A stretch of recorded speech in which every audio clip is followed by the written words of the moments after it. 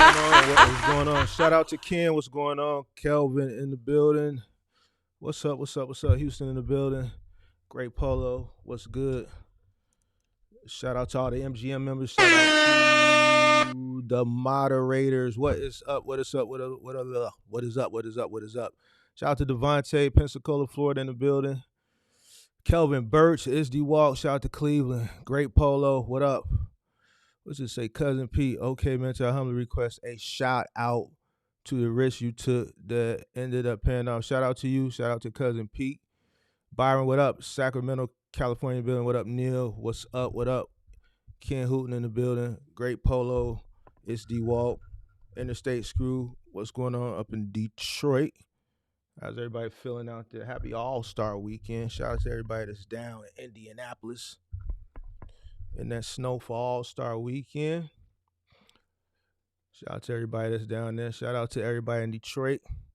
Miami in the building. Be great. What's going on? How's everybody doing?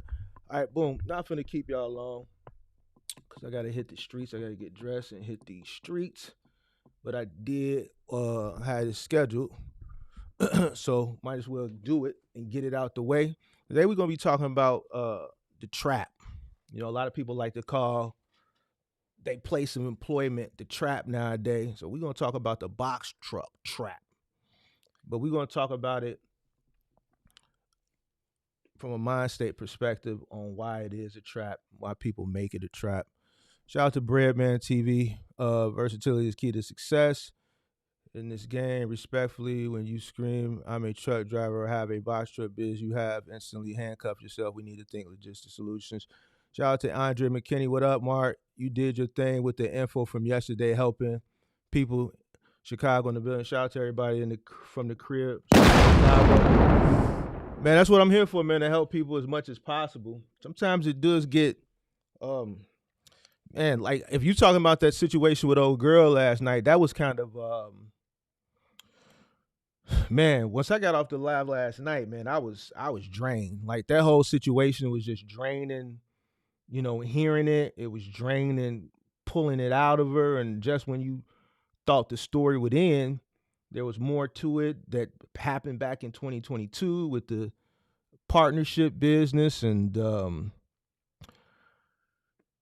man, you know, it's, and this is why we're going to be talking about this today, man, this whole trap. It's a reason why people call their job the trap. It's a reason why people feel like they're trapped. That term, the trap, it has meaning. And we're going to touch on it today, specifically centered around this whole box truck business. But you can apply it to pretty much anything you do for income, but it's a mindset thing. You know, you will only be trapped if you allow yourself to be trapped. All right, so what up, Great Polo?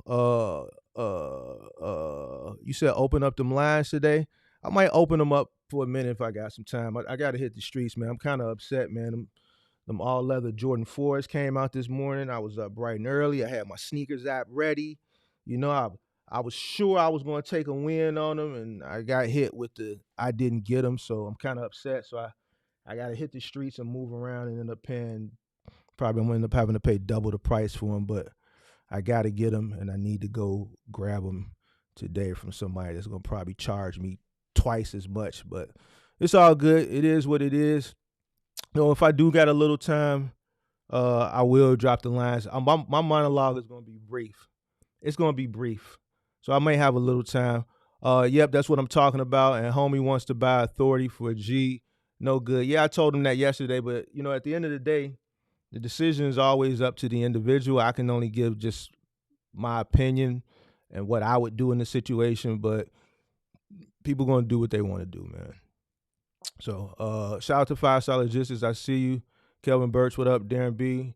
Chicago in the building. So check it out. The box truck trap. All right. A lot of people call work the trap, right? Because it's a mindset thing. It's in your mind. The reason why people feel like it's a trap because they go to work, right? They go to work day to day, and no matter how hard they work, no matter how much overtime they get, when they get their yearly bonus and their yearly increases, no matter how much more money they make, it seems like they're stuck. They can never get ahead. It's a mindset thing. It's a mindset thing. Has nothing to do with the job. See, the purpose of the job is to keep you there. That's the point.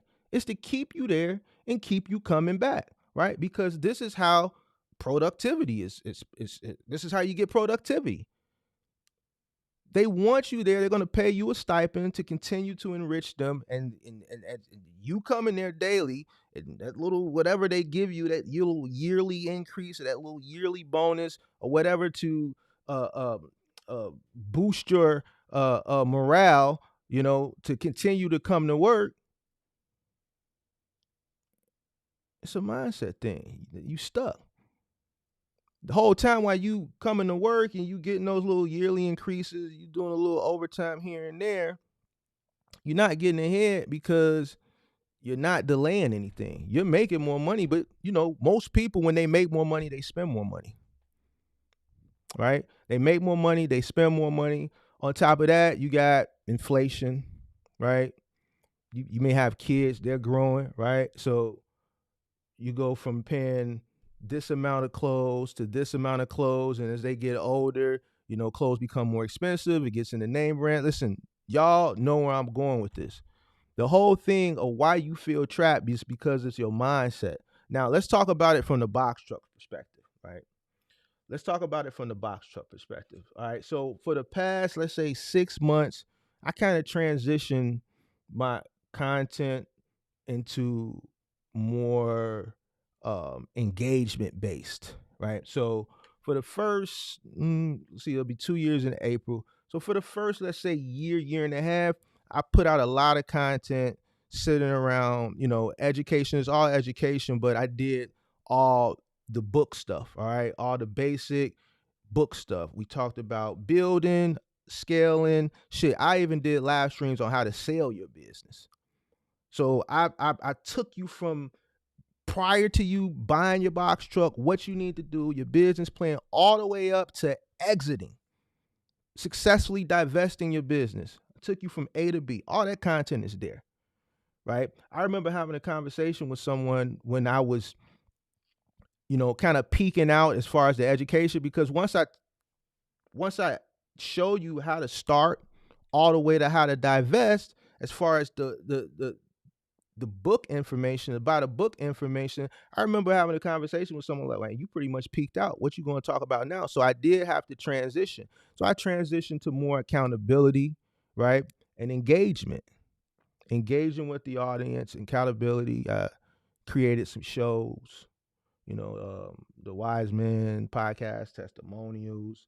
I did the drop the link, which that kind of phased out. Now I got the call-in show. We call it Stand on Box Truck Business, right? And the more I engage with people, right, the more I see the reason why people are trapped and they feel trapped is because they put themselves in this trap. It's like setting a mouse trap and going crawling in it your damn self. Why? Because you lack all you refuse to do all the things that you needed to do prior to getting into the business. Right? You got in like that lady yesterday. She jumped into the business, no knowledge, no know-how, no nothing. And it's unfortunate, and if you're watching, this is not to beat you up a day later. This is just to use you as an example. The reason why she's trapped is because she put herself in that trap. A lot of people would save a lot of grief if they do what they're supposed to do when they're supposed to do it.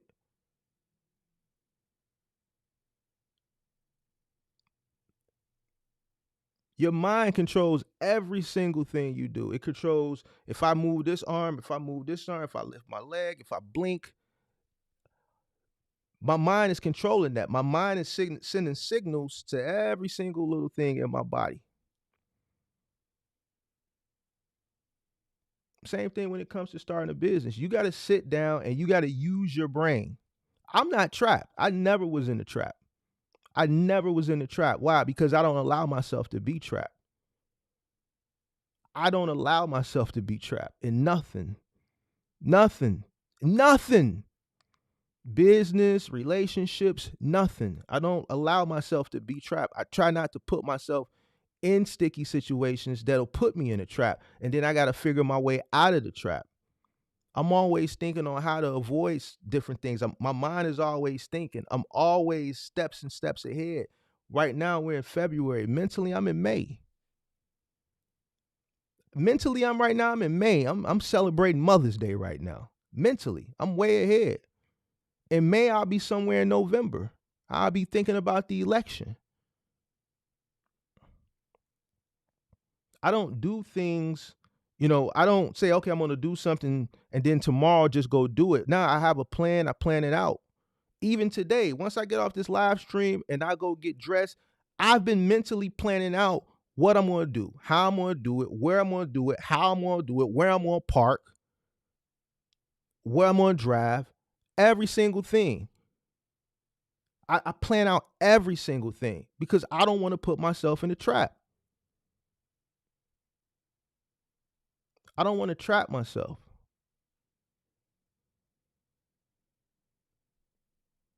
The main way people trap themselves in the box truck business is by investing into something that they don't understand.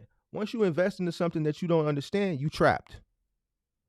Once you spend your money and invest into it, whether you go buy a box truck or rent a truck, put the down payment on insurance, all that shit, you go do all that stuff, right? And you don't understand it, that's the moment you become trapped.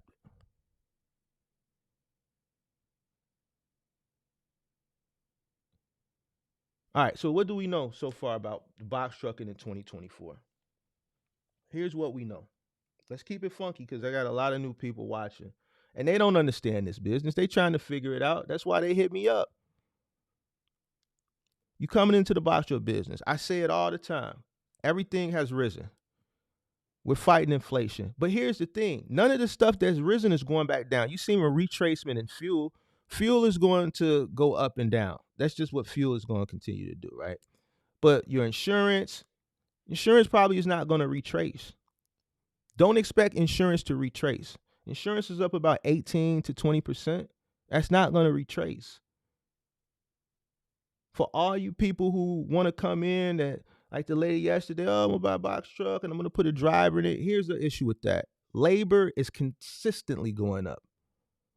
And guess what? It's not going to retrace.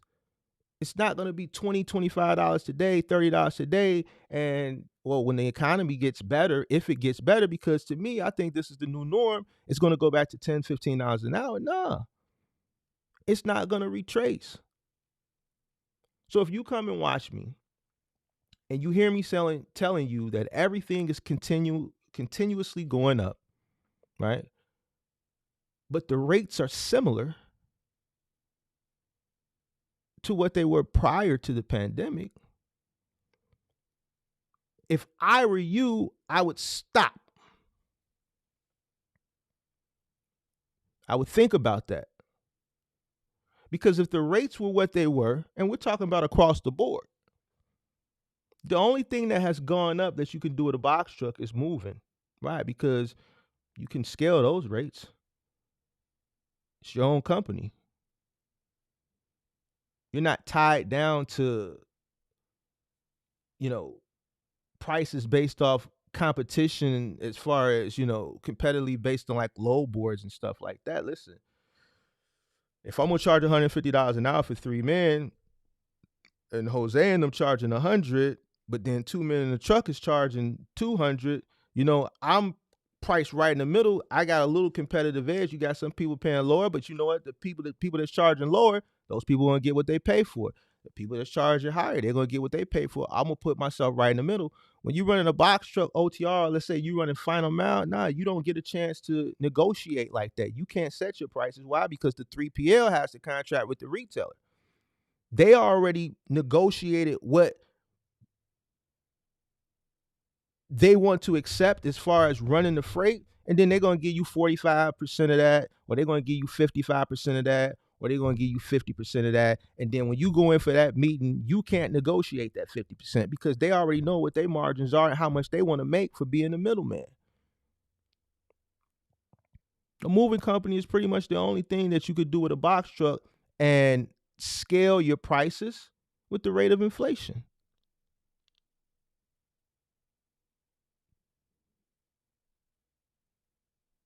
When I ended in 2022, we were charging $150 an hour for 3 guys. Base price.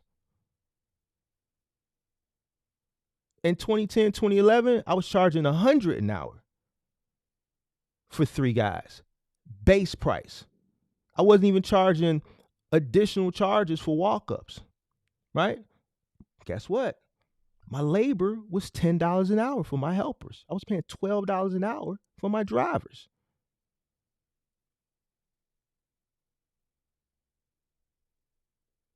When I ended, I was paying 25 to 30 base for my driver and my helper.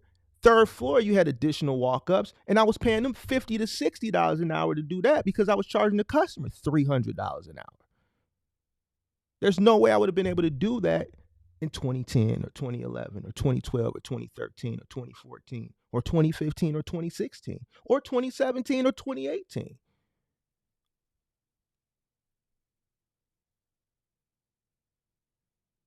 So if you watch the channel, you hear me throw out numbers, you hear me talk about the rate of inflation,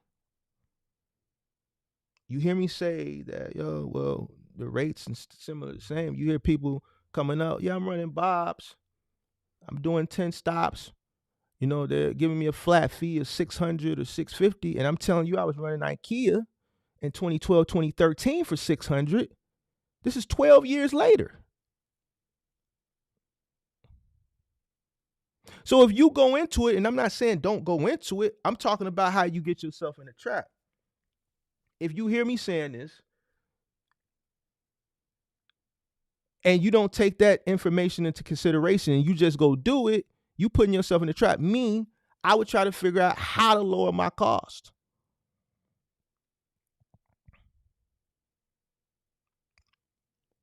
Remember, I used to argue people down last year, the year before last, about trucks. Like, everybody wanted a truck. They wanted to get these expensive trucks. And listen, buying whatever type of truck you want, that's on you. All right. But I always used to say, and I'm pretty sure some of the people that's been around, I used to argue with people on why they shouldn't buy a really, really expensive truck. Now, granted, you do buy an expensive truck, used truck. Listen, it's a luck of the draw. I'm going to keep it a buck with you. I'm going to keep it a buck with you. When you buy a used truck, it's just like buying a used car. It's the luck of the draw. But to me, I'm willing to gamble because I understand that my margins are extremely small. And a newer truck, a more expensive truck, is going to cut a lot of my margin out that's already small. I don't know what lays ahead. I don't know what's up the road. Luckily for me, I never had any major issues. Specifically catering around powertrain. I never had any powertrain issues.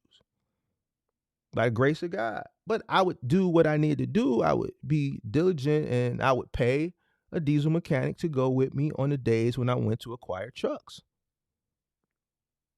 And I think that was the saving grace on why I didn't have those issues. I was able to cash out my trucks, which ultimately saved me a lot of money, which ultimately increased my profit margin. What was key about that? Because it didn't put me in a trap. A lot of people put themselves in a trap by going out, and I don't understand. Listen, it's a work truck. The dirtier, the more rugged my trucks look, and trust me, I'm gonna take some pictures of some of the sides of the 2 trucks that I still own, and you're gonna see the scratches on the side. Cause I'm in Chicago, we got alleys, we got some alleys with T's, and you would have to reverse an alley, or you have to go in like a T alley and then turn, and we got the tree branches, and sometimes in some alleys, people garage would be right on the corner of the turn, and then they'll put like one of those concrete things to prevent like trucks like mine that would have to turn out the alley when they swing, or they have to make that sharp turn from hitting their garage. So now that's less space for the truck to turn. Like, that lets me know a truck been working.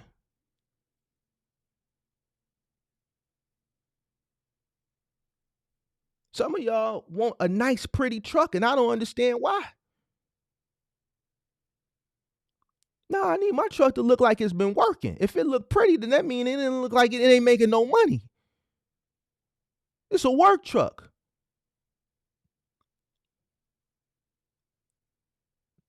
The lady yesterday, and this is something I hear a lot. Oh, I don't want to drive in the snow. You putting yourself in a box. You trapping yourself. Listen, if the money is where the snow is at, or if it's money where the snow is, then I gotta go get the money.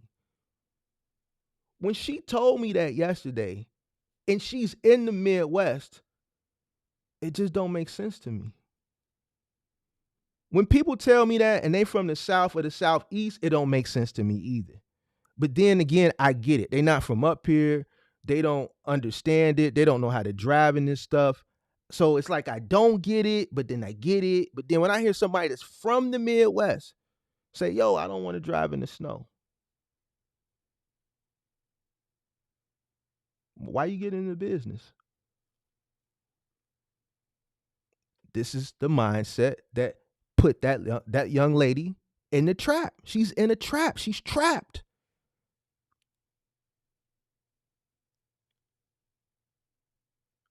People talk about the financial freedom. You'll never get it. You'll never get it with one box truck, right? But you can create it with one box truck. But a lot of people can't create it with one box truck because they put themselves in this trap, and they can never come out of this trap to be able to figure out how to be profitable and be successful so that they can take some of that profit and invest it into other things so that they can possibly create generational wealth. Everybody wants to sit and do nothing.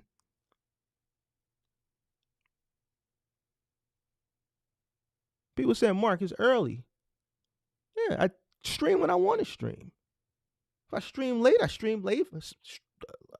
Last week, the week before, I did a couple streams early in the morning. Today, I did one in the afternoon. But here's the thing. The time that I have now, I bought this time. I bought this time over the course of umpteen years.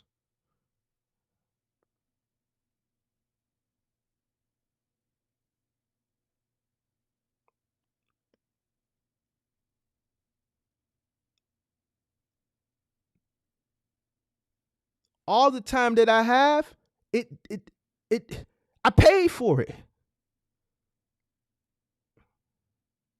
I bought this time. It didn't come free. I wasn't lucky. I'm not entitled.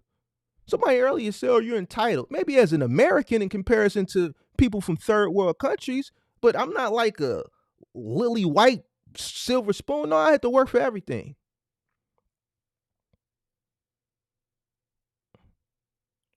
So the time that I have, it was purchased.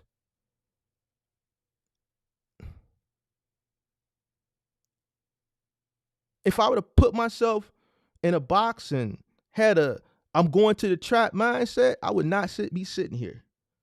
I wouldn't be talking to you. You know why? Because I'd be out somewhere on a truck, still lifting shit. At 44 years old next week, still lifting shit. No. No.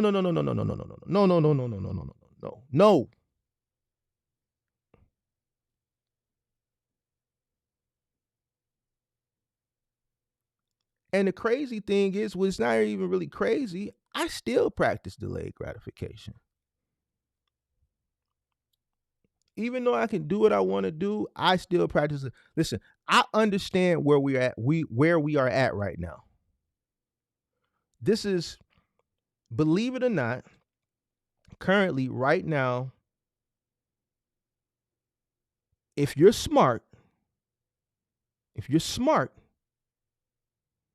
the current state of where we are at in the economy, there are being millionaires made right now and they don't even know. If they're doing what they're supposed to be doing, this is the best time to invest when everybody's broke. Why? Because everything's on sale. So right now, I'm investing everything into anything that I can get my hands on, except real estate, right? Because real estate is just not It's just not the time for that yet. But that time is coming.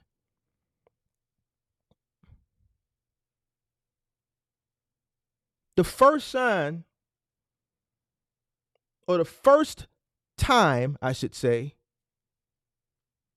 when the Fed lowers interest rates, things are going to go up.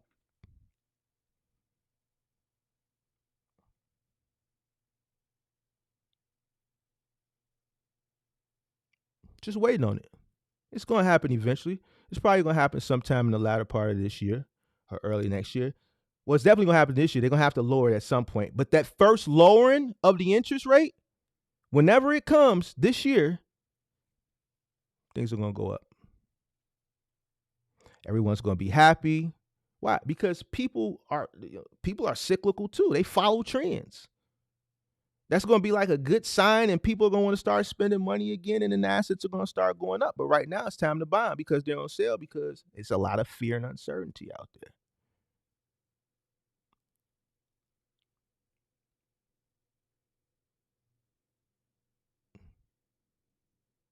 See, I don't follow trends. That's why I'm not in a box. I'm not trapped. The job isn't trapping you. The box truck isn't trapping you. When you going to the trap to go out and run OTR or go do final mile, go do moving or go do curbside, nah. You're not going to the trap. The box truck ain't trapping you. It's your mindset, your mind frame that's trapping you. It's all in your mind. How you look at things.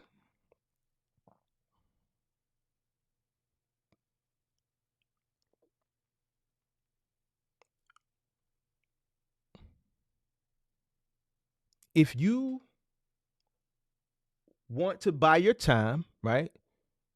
If you want to be a person who does have some type of generational wealth, to create generational wealth for the next generation, or you want to build uh, streams of income so that you can buy your time back, the first thing you need to do is create something and build it so that that active form of income that you created can invest into other things that can invest into other things that can invest into other things, right? You have to build it to get to that point that you can sit back and chill and say, I got money coming in over there. I got some bread coming in over there. I just had a little paper come in right there. Initially, you got to build something, and that comes with work.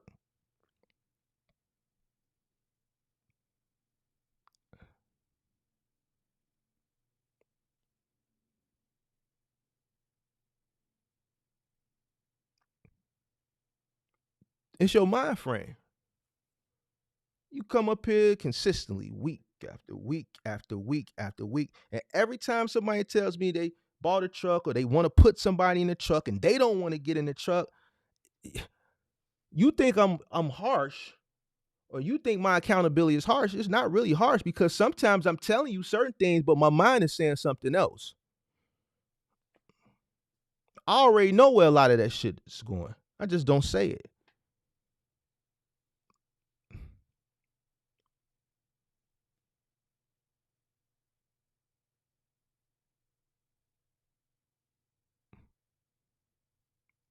You gotta put the work in. It's your mind. It's your mind. Your mind telling you not to get your behind on that truck and work. Your mind is telling you not to sit your behind down and create a business plan. It's all in your mind. At the beginning of the year, I said, listen, I'm not eating no meat no more. I haven't eaten meat since January 1st of this year. I can go to restaurants, I can go on dates and sit across from a person who eating a steak or chicken or whatever, and it don't even affect me. It don't even bother me. So I'm not a weak-minded person. If I say I'm going to do something, then I'm going to do it. If I say I'm not going to do something, then I'm not going to do it. I don't let temptation or peer pressure or trends influence my decision. It's already, if I say it in my mind, I say, yo, I'm not doing this, I'm not doing it. Well, Mark, come on, man. You know, Man, there's some good shit, man. Hit this shit, man. There's some good shit, man. No, I'm not doing that. No, I'm not doing it. And I would advise you not to do it either, especially if it's bad for you. Point I'm trying to make is your mind. Your mind is what's trapped.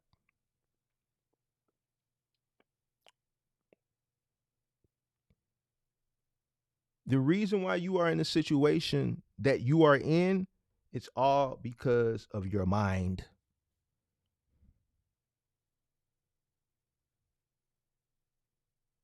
That's it and that's all.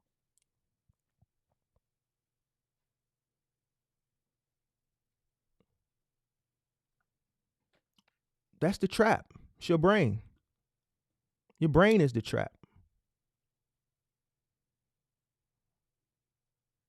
You want to get it, you want to be successful, and whatever it is you do, you need to put it in your mind. And once you put it in your mind and you train your mind, then it will be easier for you. You're going to put forth the effort that you need to put forth in being successful. All right? The reason why you're not successful is because of your mind. It's as simple as that. There's no reason people should be coming up here week in and week out with the same, like, it's like the stories are getting worse and worse and worse and worse and worse. Worse and worse. Like, when you think it can't get no worse, guess what? It gets worse. I've listened to people's stories that I thought couldn't get no worse, and then the same story has gotten worse.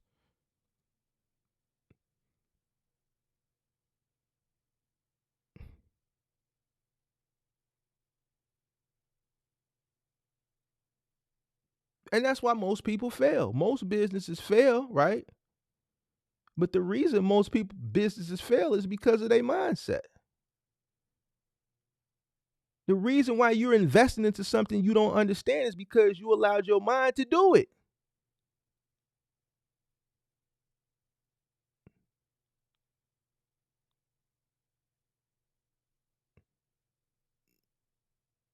Are you going to jump in the deep end and you can't swim? Of course not. Some of you not going to jump in the deep end with a life jacket on and you can't swim. So why would you go jump in the deep end of a business with no information, with no knowledge? You're investing in something that you don't understand because you haven't done the research, which is similar to jumping in the deep end without knowing how to swim,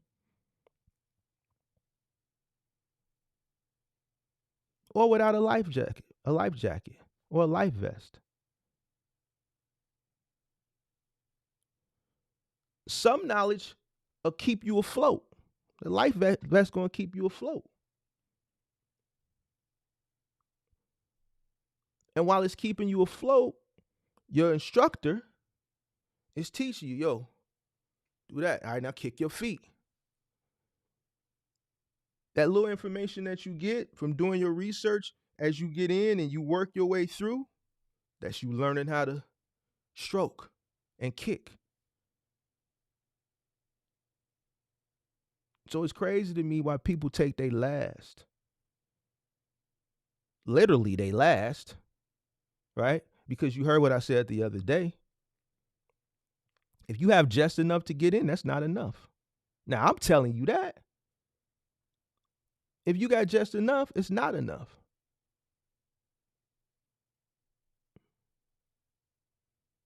And then you drown. And then you come up on my platform and you complain. And you frustrated.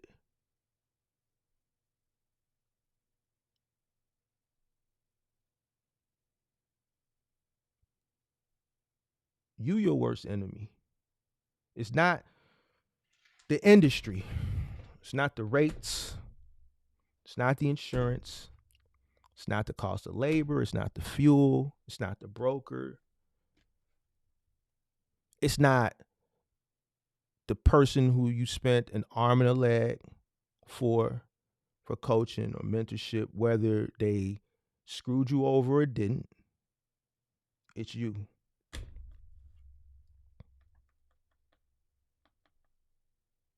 It's all you.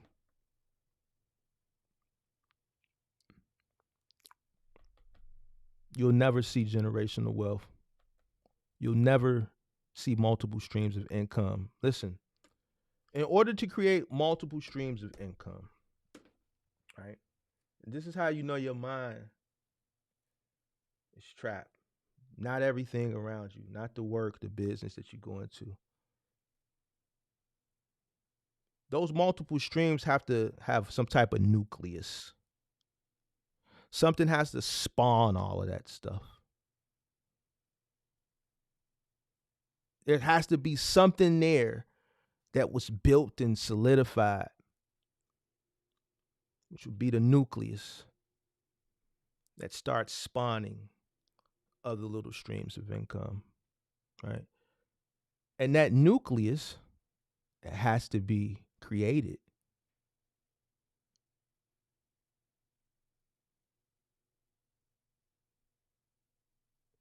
You do the hard work early so that you don't have to later.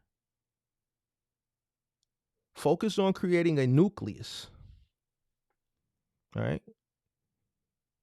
Focus on creating some type of nucleus. This has to be the rock. For instance, I'm gonna hit this point and then somebody want to drop the link. Before I started my trucking, my final mile business, I had the moving company. Moving company was successful from start to end. Right. As long as you come to work, you pay people, you don't break anything, you're gonna make money, right? It's a premium service business, right? That people don't want to do themselves because of the amount of labor that's entailed, with doing the job. When I started my trucking business, I had hiccups. I've talked about some of them, right? The reason why I was able to start my trucking business, right, without having to start it from humble beginnings is because I already had a successful moving company at that point, right? So I already had labor that I could transition. I already had some trucks and relationships to acquire more trucks that I could transition in. And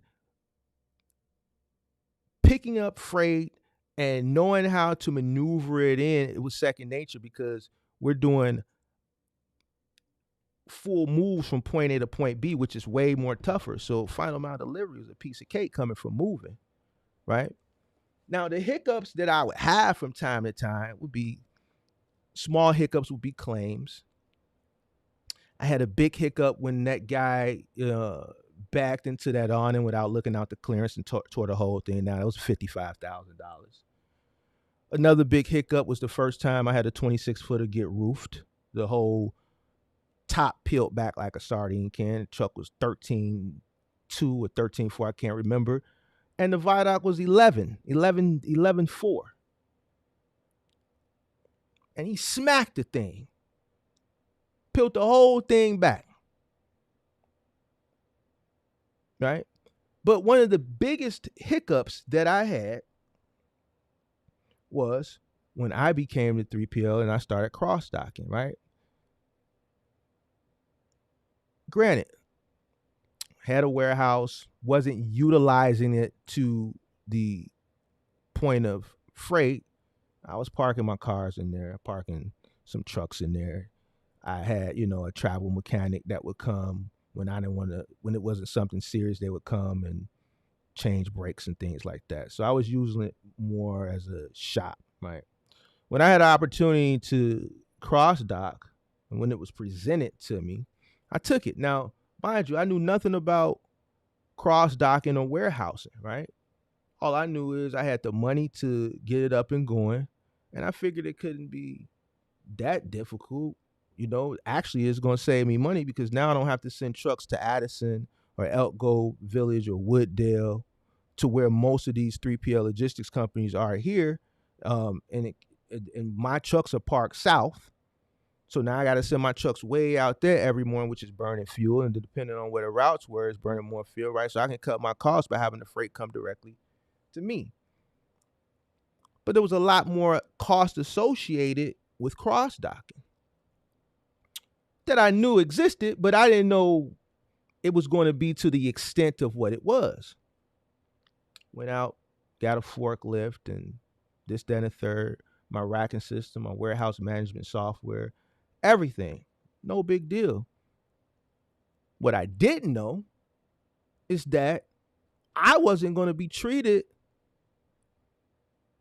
like a master contractor running for these logistics companies. They weren't going to pay me every week or bi-weekly. No, you got a warehouse.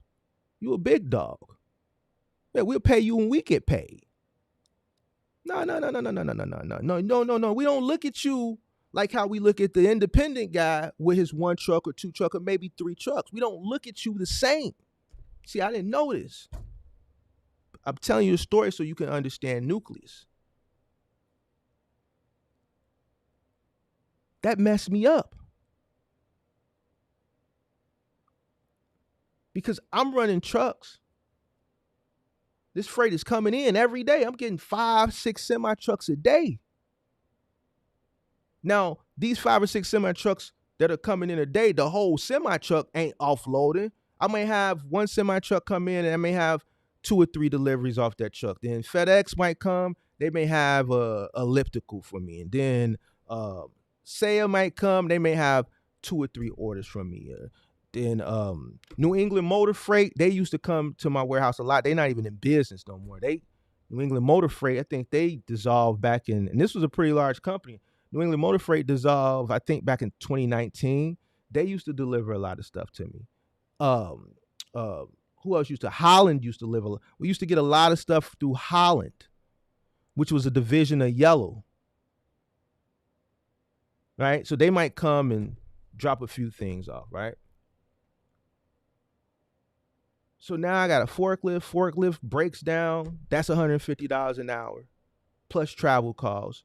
The propane, the reverse logistics, when we go pick stuff back up, guess what? We got to put an order in so a middle mile truck can come take the stuff back if they want it back, if they're not telling us to discard it. So guess what? We got to palletize that stuff. And guess what? We got to wrap it. So that's way more shrink wrap because now we're utilizing shrink wrap for reverse logistics. And none of these warehousing costs, they're not giving me a stipend for warehousing fees, plus the staff. So when my forklift breaks down, it could be something minor. But guess what? Before they even come, I'm already at $300 because they charge me an hour to get to me. And once they fix it, they charge me an hour to go back to Crown. So it's $300 before they even come out and tell me what's wrong. Plus the hourly $150 an hour that they there, plus whatever the parts are.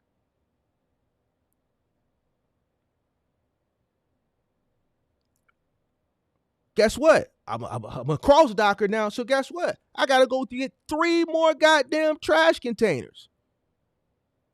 That 2-yarder that I had before, that for $43? Oh, no. Why? Because I got a lot more stuff coming in. We're doing a lot more deliveries, which means we got a lot more trash that guess what? They not giving me a stipend for. Didn't think about none of this. So when these people paying for white glove and I got 2 trucks doing 10, 15 deliveries, most of them are white glove, that's a lot of styrofoam, that's a lot of cardboard, that's a lot of plastic coming back. So not only did I have to add 2 more containers, I had to increase my pickups twice a week.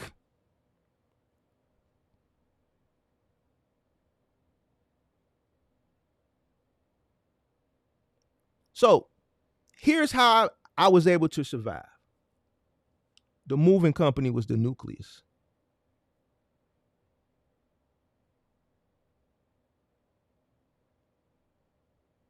The moving company was the rock.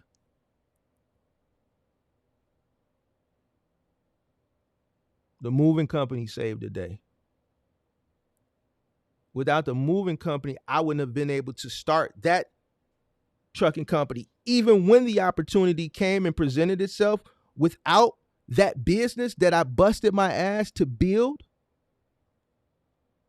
I wouldn't have been able to start it. I built a successful business. to be able to create different streams of income.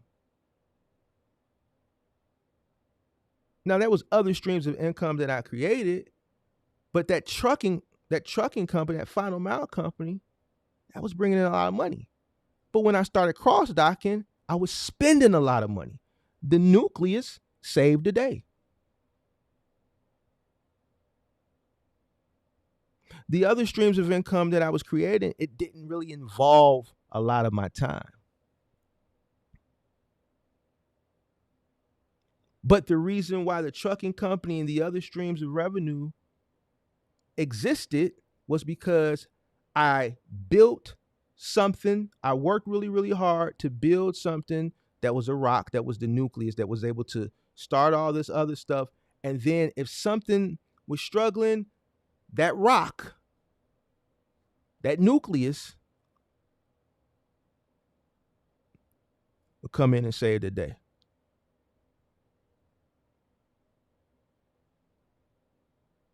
So you want to, I ask you, okay, why do you want to start a box truck business? You say, okay, I want to build generational wealth. I want to create multiple streams of income. So if this is what you're starting to create, this generational wealth, or to build or create multiple streams of income, and you're not willing to work extremely hard to make that business Teflon, right? Because something got to be Teflon, and that nucleus got to be pretty much Teflon. Because once you go start these other streams, it all came from this. Now you may start something else that may become more successful than what that nucleus. And then that may become the nucleus, and then everything attaches onto that. But initially, it has to start from something to be able, or in order to create and invest into other things that can also create you multiple streams of revenue. And you have to work to build it extremely hard. And it starts up here. It's a mindset thing. Your mind is trapped. Not none of this other stuff. It's not your job. It's not the box truck business. It's not the trucking business. It's not the semi truck business. It's not the cargo van business. Your mind is what's trapped. It's all within your mind. If you want to sit around and you don't want to do shit, right? And say I got multiple streams of income. You want to go get your nails done in the middle of the day. You want to go to the museum in the middle of the day, to the aquarium, catch a ball game, do all this stuff that you see a lot of people on the internet perpetuate. You can't do it. It ain't gonna happen overnight. And it's unfortunate that people have to see this stuff. See, because back in the day, listen, there's always been people that have had multiple streams of income, right? It's just you didn't see them.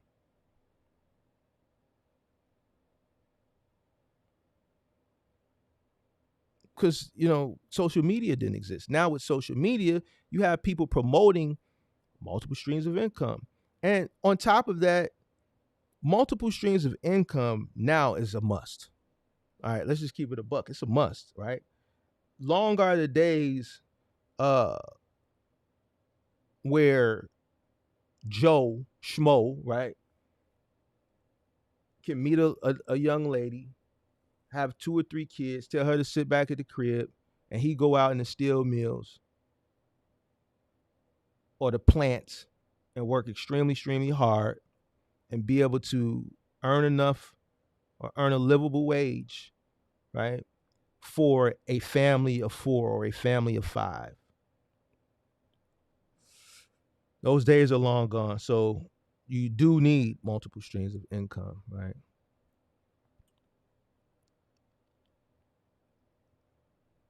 But you won't be able to build those multiple streams without working. You won't be able to do it. Who wanted me to drop the link? I think it was one person that said they wanted to talk. So I'm gonna drop this link.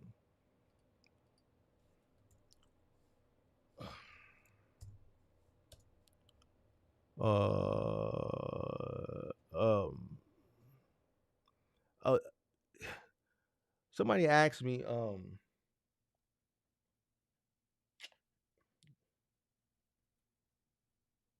I don't want to talk about this. Do I want to save it for a live stream? That might save it. There go the link. I forgot who was it. Was it Breadman TV or somebody asked me to drop the link? There go the link. There go the link. Um, I'm almost 5 years in, no meat. Oh, okay, man, congratulations. I can't wait till I get to 5 years. You know, ribeye Paul wasn't my thing at Roof Chris. It was stuffed chicken breast. Stuffed chicken breast. So and stuffed chicken breast, that may be one of the only things that I may. So I'm gonna stay away from Roof Chris. Luckily for me, they closed the one downtown Chicago, so um, I don't have to see it. But yeah, stuffed chicken breast was my thing at Roof Chris. Man, they actually closed. They closing a lot of restaurants here in Chicago, and that's another thing. You know, gentrification. Listen, listen. If you have cash on hand right now, now is the best time to invest in certain things and to be prepared for what's about to come. If you have cash on hand, this is when the new generation of millionaires are being made at this exact moment. This moment that we're living in right now. Right now, while I'm talking to you, the next generation of millionaires are being produced at this very moment. Why? As I say it all, it's the greed and fear index. When people are greedy, be fearful. When people are fearful, be greedy. People are fearful now. This is a bad time. Everybody's struggling. Everybody's complaining. The people who were fearful during the pandemic have the cash flow now to buy into everything that people are losing. The first time, remember I'm telling you this, the first time the Fed lowered interest rates, sometime this year, remember that day and remember this day. That's going to be the day that you see things go up and to the right. That's going to change the sentiment of the entire economy. Why? Because they're going to think rainbows and sunny days are ahead. But the people who are buying those things now are going to be the people who profit when that day comes. So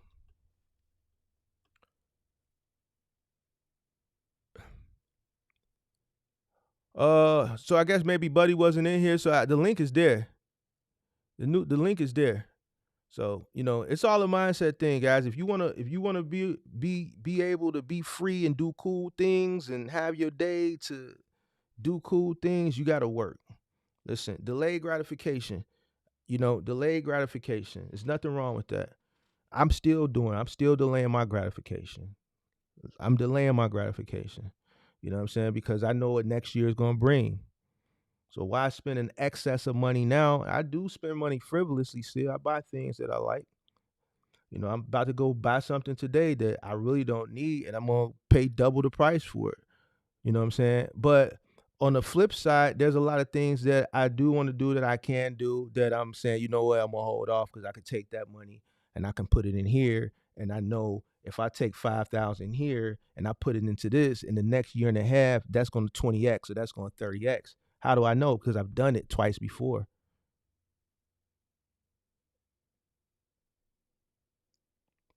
And markets are cyclical.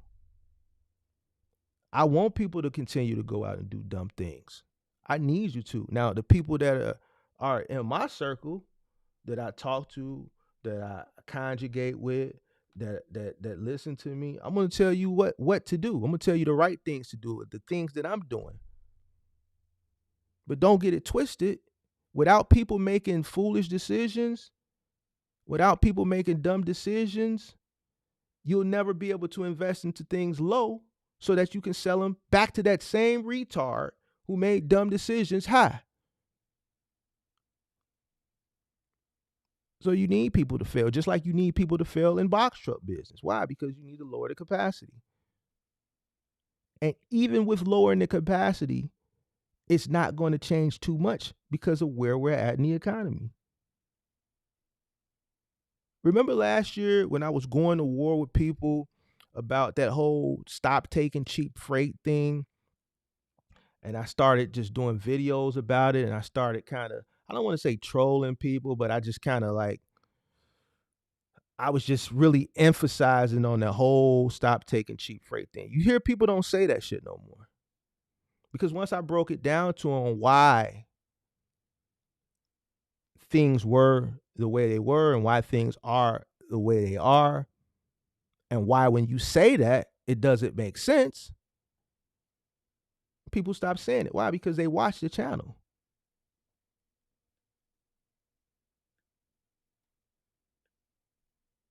This is the new norm. Rates are the the spot market was created for that in mind, to get rates cheaper. No one is going to stop taking cheap freight. It's a mindset thing. It's all in your mind. And this is why you're trapped. Because there's somebody out there that's holding on for dear life that's complaining, man, they take a cheap freight. They take a cheap freight. It has nothing to do with it. It has something to do with you.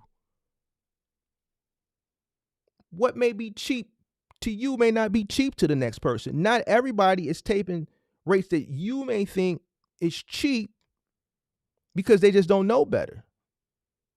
Their cost may just be a lot lower than yours. They may be a veteran. They may be more seasoned than you. Their costs are extremely low.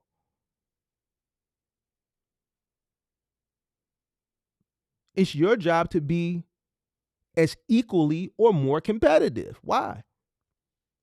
That's why they deregulated it.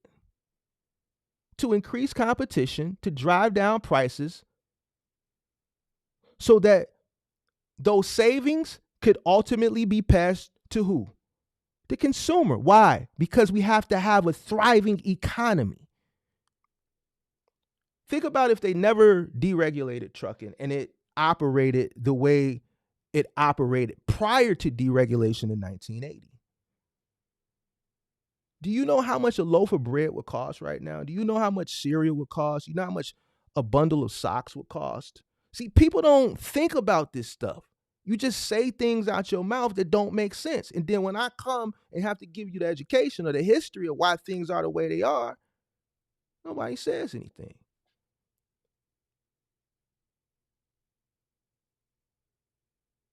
In any industry, competition lowers prices.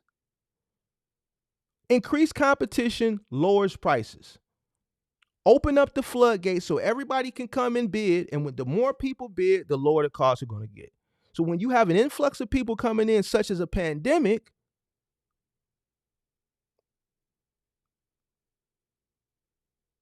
the moment the volume starts to taper off as far as people spending, right? When people stop spending and that volume starts to taper down and that demand starts to go down, but your supply is still here, right? Because you increase supply. See, during the pandemic, the supply increased with the demand. The demand was high for goods. Why? People had money. They were spending it. The supply increased with the demand. When the demand tapered off, the supply was still up here. More competition. More competition, lower rates. The whole spot market was created to drive down prices. So when you say this stuff, it makes no sense. So it's your mind that's trapped. It's not the spot market. It's not the broker. It's not the truck. It's not the industry. It's in your mind. Why? Because you didn't do what you were supposed to do initially to be able to compete. You did the same thing that a lot of people did that when I first created this channel, I was arguing with back in 2022. You bought a new truck. You bought an expensive truck. You rented a truck for $2,500 a week. You bought a truck and put somebody in it because you heard Joe Schmo say, oh, you buy a box truck, you can create a stream of revenue. You can never figure out why you can never make no money. Bandman told you could make $1 million in a box truck. You get up at 8 o'clock in the morning. Listen to this. You get up at 8 o'clock in the morning. You can go do 10 moves. What business person that's in trucking gets up at 8 o'clock in the morning? Like that. And this is what happened.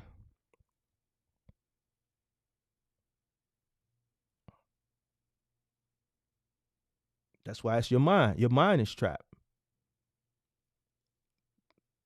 You invest into something that you didn't understand.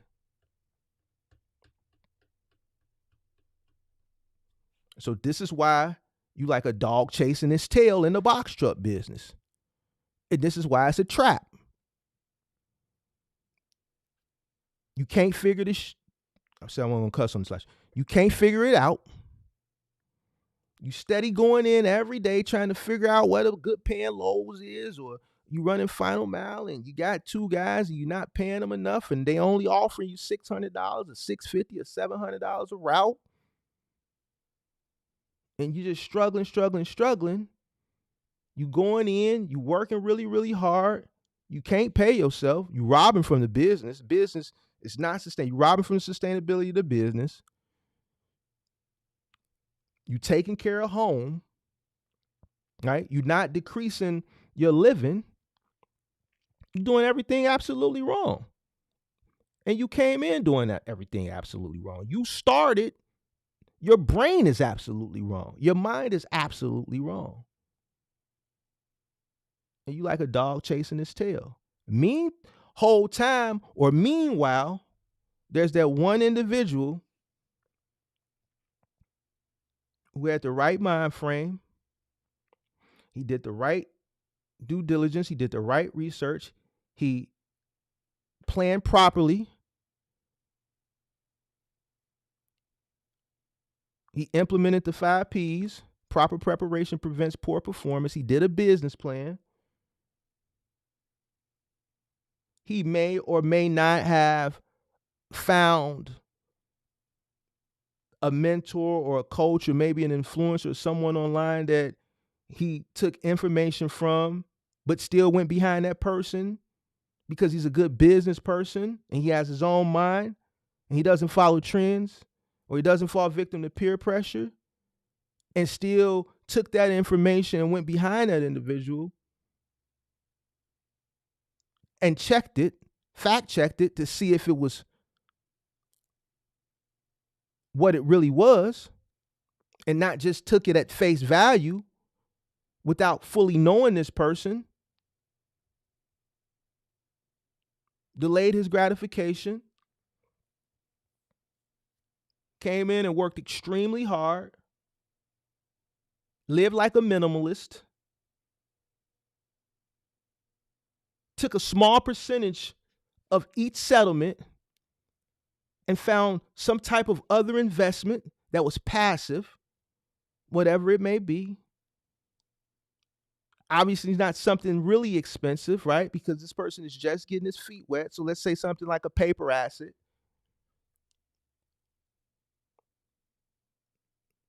Something that's safe, the S&P. He's taking a small percentage of what he's making weekly. So he's not even buying a full share. He's buying a fractional share. But he's doing something. He's building that as he becomes more seasoned and more tenured, right? Because he's working extremely hard. He's putting a lot of time into this business, and not just the time that he's physically putting in or she's physically putting into this business. The time when you would think would be idle time for an individual,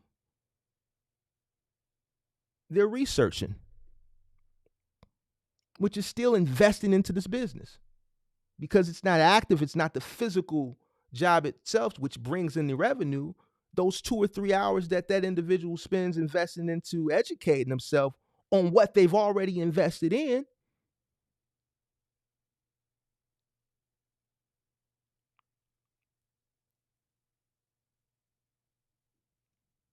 and then you measure that person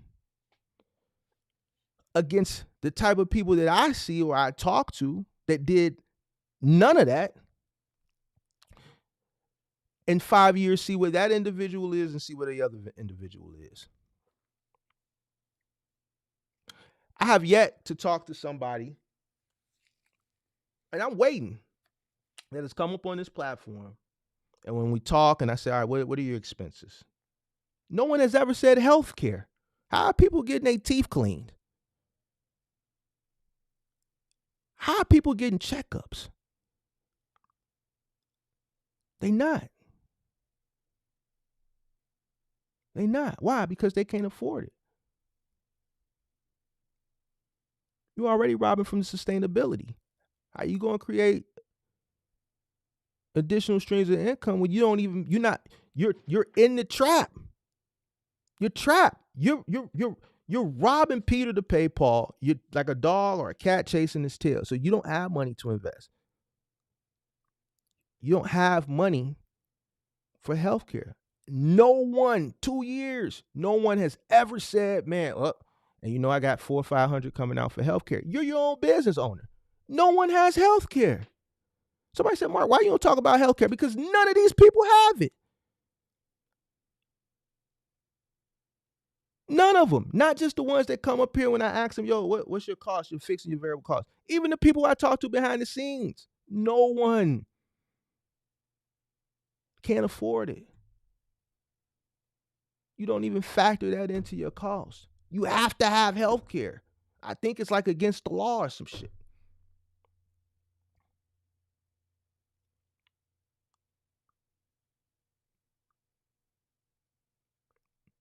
And healthcare is expensive. I'm paying damn near almost $800 a month for healthcare. When you become your own business owner, you don't have your company to put up the bill 50 or 75 or 95, whatever it is percent. No, you got to do that on your own. HR ain't finna call you into the office and be like, all right, man, have a seat. We got to go over your benefits package. Congratulations, you're full time now. Let's go over you want to do HMO or you want to do PPO? Which one you want to do, man? All right, so here's the benefit pack. You don't have this individual to walk you through it. All right, man, I'm going to put this in for you. Give it about 30 days and you'll get your medical card. They'll email you United Healthcare or Cobra or whatever. They'll email you or they'll send you something in the mail and they'll send your cards and all this, that, and the third.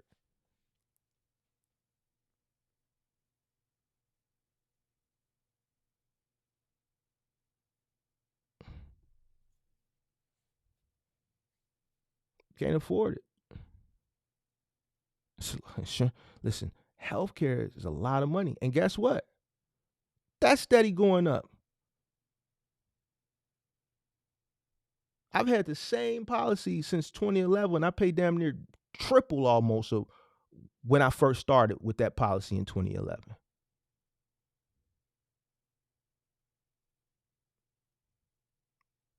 Now it's a little over double.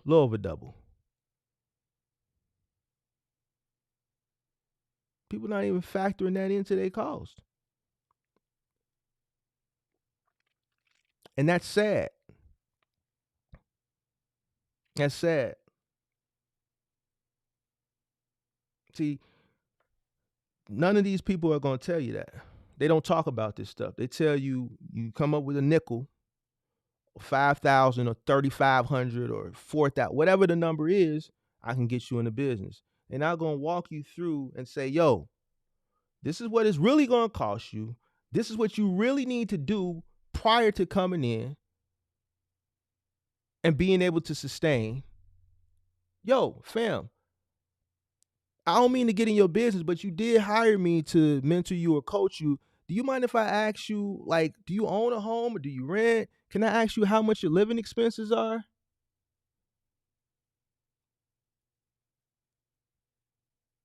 Because this is what the average margins are in this business, and this is what the average owner operator takes home. So, being your coach or being your mentor, I'm kind of obligated to kind of know what your living expenses are because I want to coach you into success. I don't want you investing into this business thinking that it's the gateway to financial freedom. And I did hear you mention that you are looking to leave your job, right? Your corporate job because you want to try something new. You're kind of burnt out. You were in IT or you were a UX designer, and I know you make about 150 a year.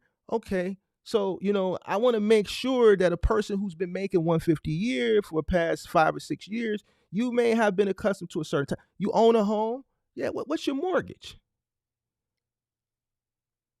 Now, did you buy that home? Is there like a HOA fee or Okay, so you did. So you do have HOA fees on top of that. All right. What like your utilities? You married? Oh, two kids. Okay. Your wife's a homemaker. All right.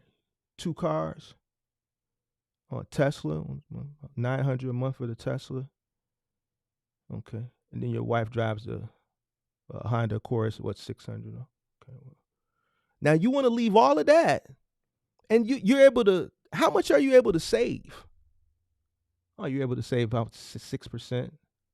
You put away 6%. All right. All right. And healthcare, your job. Oh yeah, you got a good 70/30. Oh wow, that's great. That's great. Cause you got two kids too, right? Yeah. So the whole family is on your health plan, right? Yeah. Okay. And you want to leave that. You want to do this, right? Oh, okay. All right. Well, so you hired me. All right. So boom, this is what the average box trucker makes. It's average is about 5,000 a week. This is what it usually costs based on what you told me the way you're going to enter. You're probably going to be taking home somewhere around, and this is if you do everything the correct way, about 750 to maybe 1,200 a week. And that's maybe, right? So based on what you told me, the lifestyle that you have afforded yourself thus far, because you had a great job in UX design, and the money you were making and the assets and you've acquired with your home, and your wife is not working, and you got two kids, and you told one is in soccer, one is in volleyball, and you got these car notes, and you got health care for four people and all this stuff. And once we added all that stuff up, uh, you're not going to really net enough money doing this if you leave that.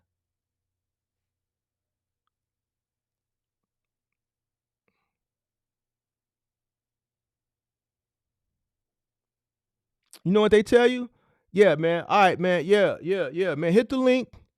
Hit the link, man. Yeah, yeah, yeah. No, no. We do the afterpay. We take afterpay. Yeah, so if you ain't got it, hit the afterpay button, and it's gonna chop it up in 4 payments for you. And I'm gonna give you all the sauce. I'm gonna tell you how to get in. We're gonna set up your DOT and your MC and your LLC. No, we're gonna set your LLC. They try to make seem like the setting up the LLC is the hardest thing in the world to do so that you buy into. Yeah, we're gonna set your LLC. Don't worry about your LLC. Don't worry about your EIN, fam. We got you. We got you. No, just let us do that. Just hit. Matter of fact, we got the additional for us to set up your LLC and your EIN. That's an additional $199 because it can be kind of tricky. So just go ahead and pay that additional $199 on top of that $3,000, and then what we're gonna do is we're gonna set everything up for you, right? And then you're gonna make money. Yeah, you're gonna be making about $4,000-5,000 a week. Yeah, about $4,000-5,000 a week. Yep. They don't tell you it's gross, and that they don't tell you that it's a possibility. You may not be grossing for $4,000-5,000 a week.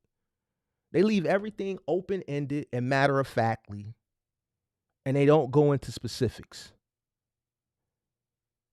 The consumer doesn't inquire because they don't know better.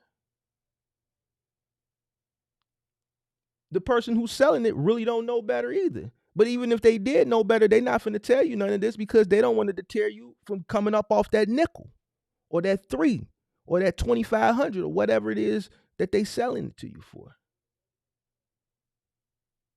And this all plays back into what I was talking about in the lecture earlier. The trap ain't the business. The trap ain't work. The trap is your mind. Your mind is trapped.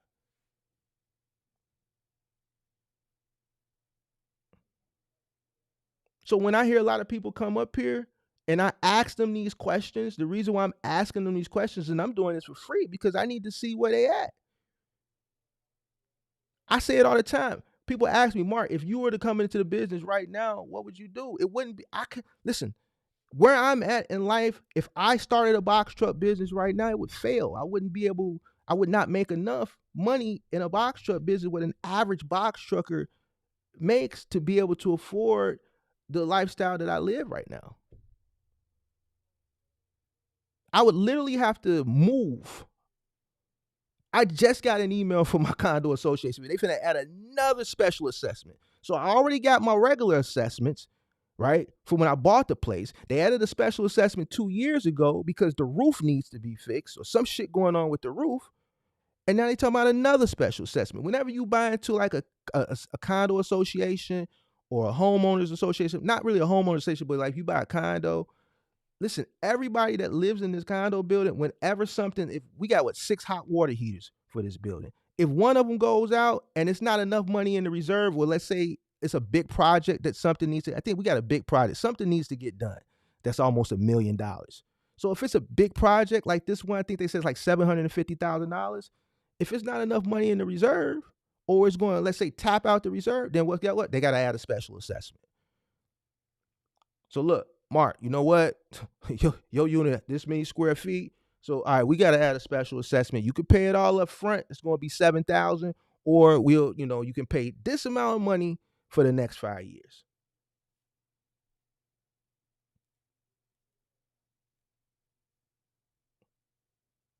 So if I was to start a box truck business right now, my biggest expense is my condo.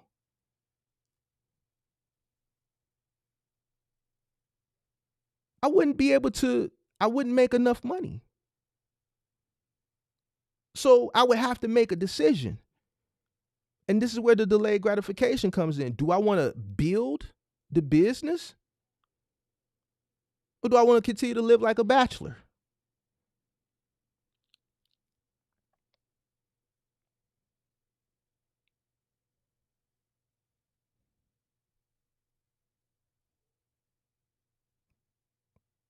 People don't want to delay their gratification. It's all about decisions. Life is about choices and decisions. And this is why when I talk to people, I have to dig into them like that. And if I say, yo, you can't afford it, I'm not saying it because I'm being mean or I'm being harsh. I'm just one of the only guys who's being honest and not to say that other people don't want to be honest. It's just I don't have anything attached where I would have to lead you on. When people are trying to sell you a product, it lowers the ambition for them to be forthcoming with all the information that you really need to hear to be able to make a well-informed decision, because they don't want to spook you or scare you away from buying into whatever it is they have to offer you.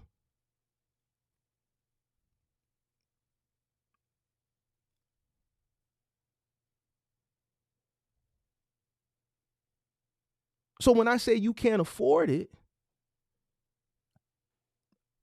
I just proved that you can't afford it. So I'm not just saying it, I'm saying it and I'm showing you. I'm telling you why you can't afford it. And I'm telling you, if you want to do this, this is what you need to do so that you can be able to afford it. And the first thing is being honest with yourself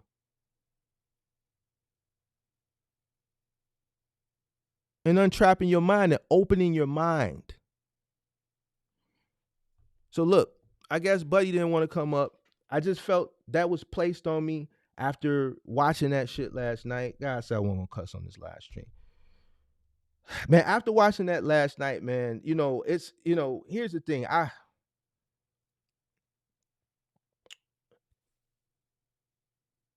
don't have any personal attachments to anybody. I come up here and give you the information. Some people's stories kind of, touch me a little bit. And the reason why her story kind of touched me last night is because I just felt like that lady was taken advantage of a multitude of times. And the strong have to, show compassion for people who are weak. And I'm not saying she's just a weak individual, but when it comes to business, it's clear as day that she's a passive person who I think people, see they can take advantage of them. So I kind of felt bad for her. And I felt the need to do this lecture today, uh, so that people can kind of think about what I'm saying and just kind of open their mind. Open their mind when it comes to business. The internet is a dangerous place. It's dangerous on this internet. Not like what y'all thinking dangerous. Is because if you have a weak mind and you're one of those people that scroll all day, you're looking at a lot of make believe. And if you have a weak mind, your mind is going to start buying into a lot of this make believe stuff, right? You're going to start believing this stuff.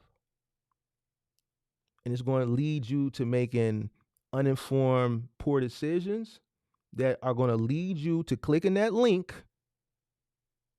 and coming up here, and then I'm having to hold you accountable because now you need help. Now you need me to tell you where you messed up, what you did wrong, hold you accountable, and give you the advice on what you need to do. Really, you know what you need to do. You know how many people I've told behind the scenes to take their truck back? And they said, you know what? I knew that's what I needed to do. I just needed somebody to tell me. I wasn't sure, but I was sure. Nah, fam, you too far underwater. You ain't gonna make it. There's no way you can turn this thing around at this point. You talking about you 3 months behind. We had a guy come up here talking about he was he 3 months behind on his rent, or this was a few months ago, 3 months, 6 months behind on his car. Listen, sometimes you can just be too far behind.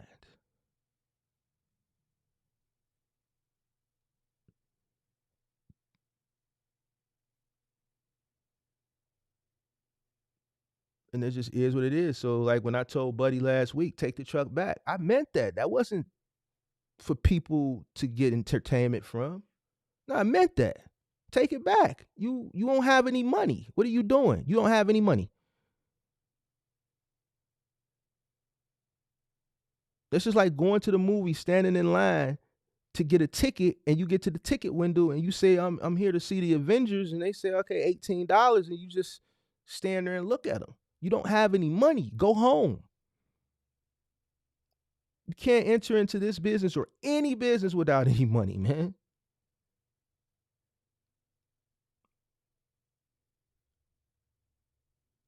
So when I told Buddy, take the truck back, no, I wasn't trying to be funny. I meant it. Take it back. You ain't ready for this.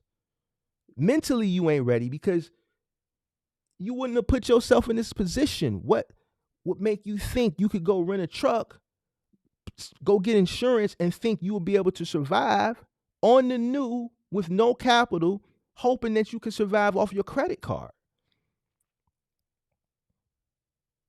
You're gonna end up just like old girl. The moment people find out, they're gonna take advantage of you. They're gonna drain you.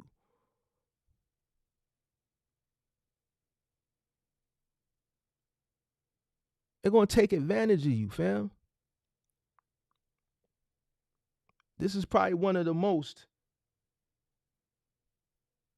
as far as legal business is concerned, cutthroat.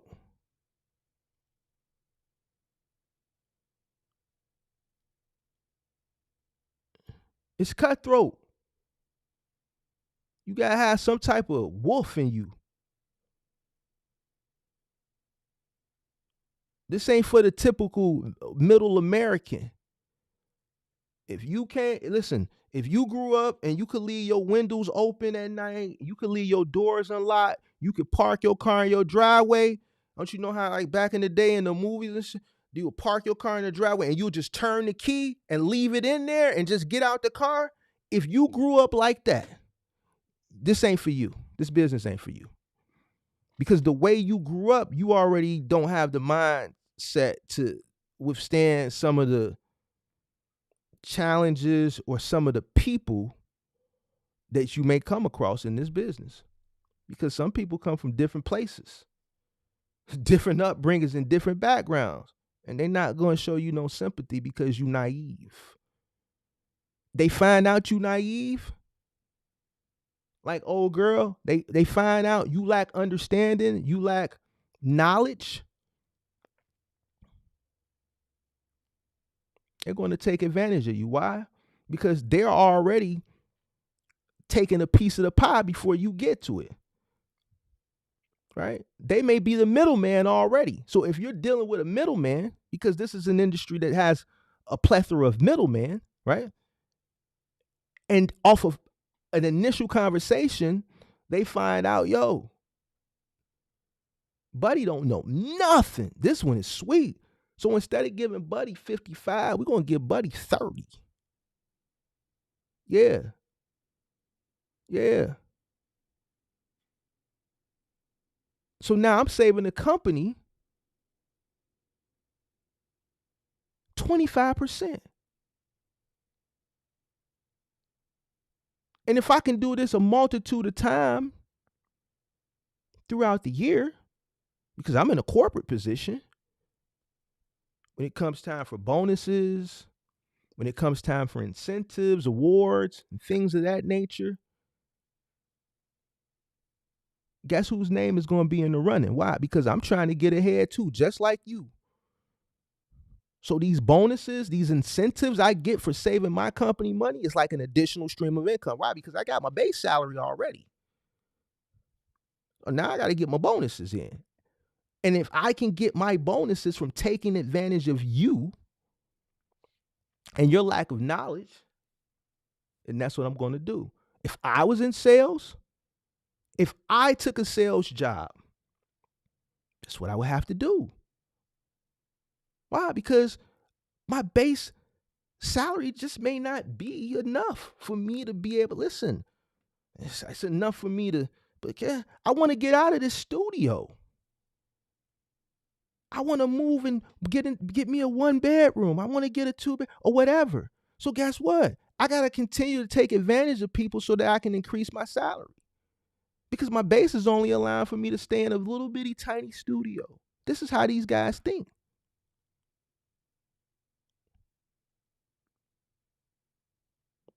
A broker ain't different than a salesman. They're selling you a load. Their job is to sell you a load. It's a commission.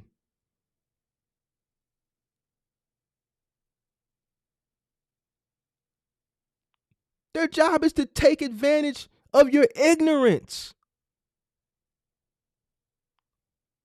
Where's your ignorance start from? Your mind. Your mind.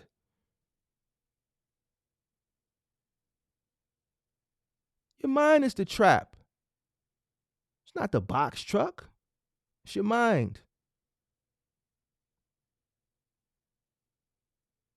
Shout out to all my inner circle members. Tomorrow I'm gonna do the first members only Sunday morning live stream. We're gonna talk about getting to this money. Shout out to all the MGMs. I said I was going to only open it up to level 2. I'm just going to do it on all levels. We got, I think, over 100 MGM members. So we're going to do the first MGM Sunday morning live stream where we're going to talk about really getting to this money. I'm going to talk about where and how I move my money around. So get your mind frame together. If you're profitable, and if you're an MGM member, you probably are. Now it's time to start getting those additional streams of income. Your box truck business should be able to invest in other businesses. You personally don't have to do it. Your business can do it. Businesses buy businesses all the time. Businesses invest in other businesses all the time. So tomorrow morning, we're going to get started with how to take this active income and put it into other things that can create passive income. I think now is the right time. It's the beginning of the year. We are entering into the early part. Well, this is the early part of the upswing of the bull. It's going to get wild this year, so we want to get this going early. We need to produce at least 5 or close to 5 millionaires, and it's possible. It's not too late. So that's going to be tomorrow morning. You'll get the notification, obviously, if you're up early and you are a part of the MGM gang. So if Buddy, You said that middle American shit get you every time. It's the truth. If who was that? Yeah, hit the link, Jonathan. Hit the link. Go ahead. I just want to put it up. I know 1 or 2 people asked about the link. What time is it? 5:23. I got like 30, 40 minutes, and then I gotta go get dressed so I can get out of here. Yeah, there go the link. So go ahead. You can hit it. Yeah, that shout out to Derek Evans. That middle American shit, I'm serious with that. Listen, a lot of these people be middle American. Listen, if you listen to the people with the you hear some stories be wild, but when you really listen to the wild stories, and I be like, man, where you from? They always be from somewhere in middle America. They be from middle America. I never talk to people from New York, from LA, from Chicago. Listen, the guy from Chicago yesterday, and this ain't because he's from my city.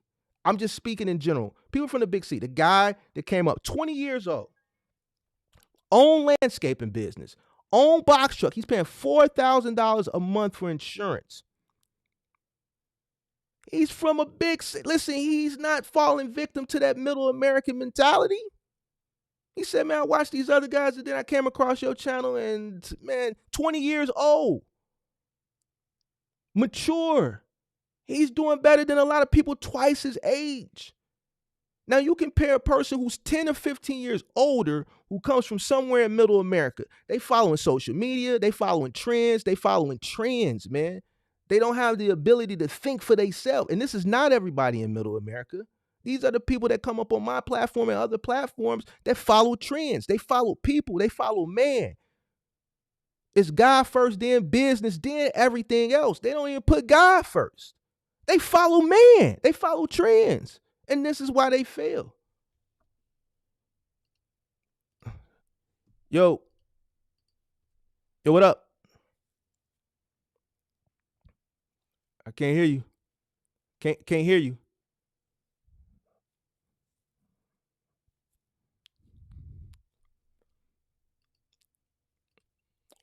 Hold on a second. You got yourself muted. You got to unmute yourself. Unmute yourself. It should be a mute button.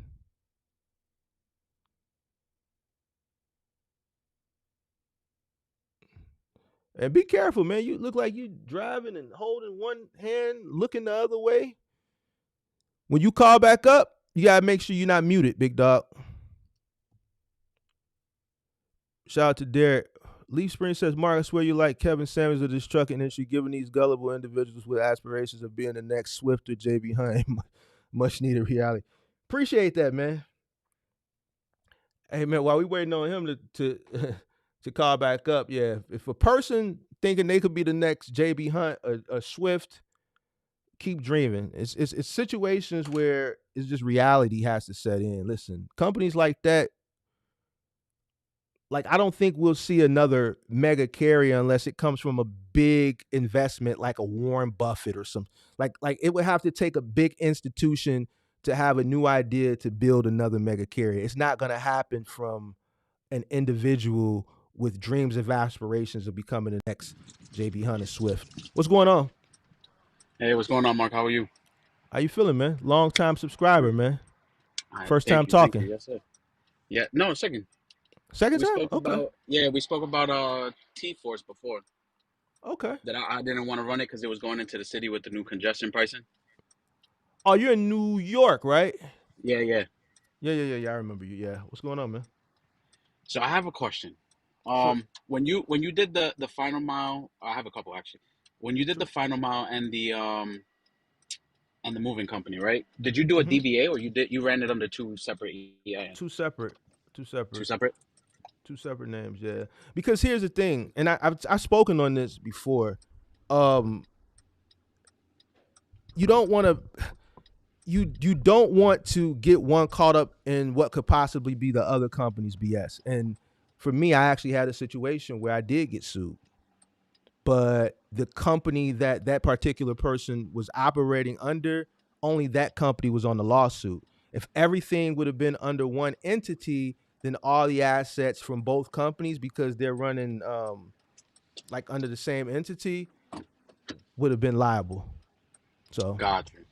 All because right. these are two like really liability driven businesses as far as like injury is concerned. So it costs more, but it's safer. It was safer for me that way. Awesome. All right. Another question. Mm-hmm. I have an opportunity to deliver fitness equipment. I would get my own territory. Two issues that I have with it. One, I have so me opening this business, right? This is like my baby, right? I rather if I know you're not gonna curse on this live, so I'm not gonna do it either. Okay. If I'm gonna mess something up on in my business, it's Mm-hmm. gonna be me. It's gonna be on me. Mm-hmm. I have trust issues with other individuals because I don't want that to happen. I don't want somebody else to mess up the name that I built for the company thus far, right? Mm-hmm. Mm-hmm. The second issue that I have with it is my cousin is the vice president of the fitness company, and he's the one that's looking for DSPs. Okay. So it's kind of mixing family and paper a little bit. So that for me was kind of iffy. Um, but the trust, how did you get over the trust issue? As far as your employees, Yes. here's the thing: if you want to build and scale your business, you're going to hire people. You got to look at it like this: no one is ever going to run, operate, or work as hard as you for your business like you. So you're going to get some bad reviews. People are going to do things that they weren't trained to do, that they knew they weren't supposed to do, and ultimately is going to affect you and your company. That's just something that comes along with business. If you look at any business, McDonald's, Burger King, Lowe's, Home Depot, whatever, there's always going to be a customer that goes in and has a bad experience. The major shareholders, the people that sit on the board, aren't providing these bad experiences for the customers. The first point of contact, the cashier, the service provider who may be in the electronics aisle, who is maybe having a bad day because his girlfriend dumped him and he's not providing the customer with the information they need to determine if they want to buy an 85-inch Samsung OLED versus an 86 LG LED. You know what I'm saying?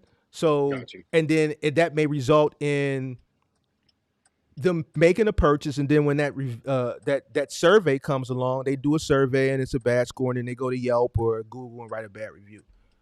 It just comes along with the territory. It comes along with the business. It's gonna happen, man. It's gonna happen. It's your job to vet out the best people possible. The moment you become lazy and say, "Look, man, I need more people. I want to get another truck, or I got this truck sitting, and I just need to throw somebody in so it can start making money," is the moment where you're gonna see that 1-star review or that one complaint that comes far and few between become more frequent. You Got see you. what I'm saying? So it's about vetting out people and being patient until you find the right people. Got you. Got you. You're never gonna feel comfortable because no one is gonna treat your business the way you treat it. It's your baby. You built it. They just there for a paycheck. They don't care about that business.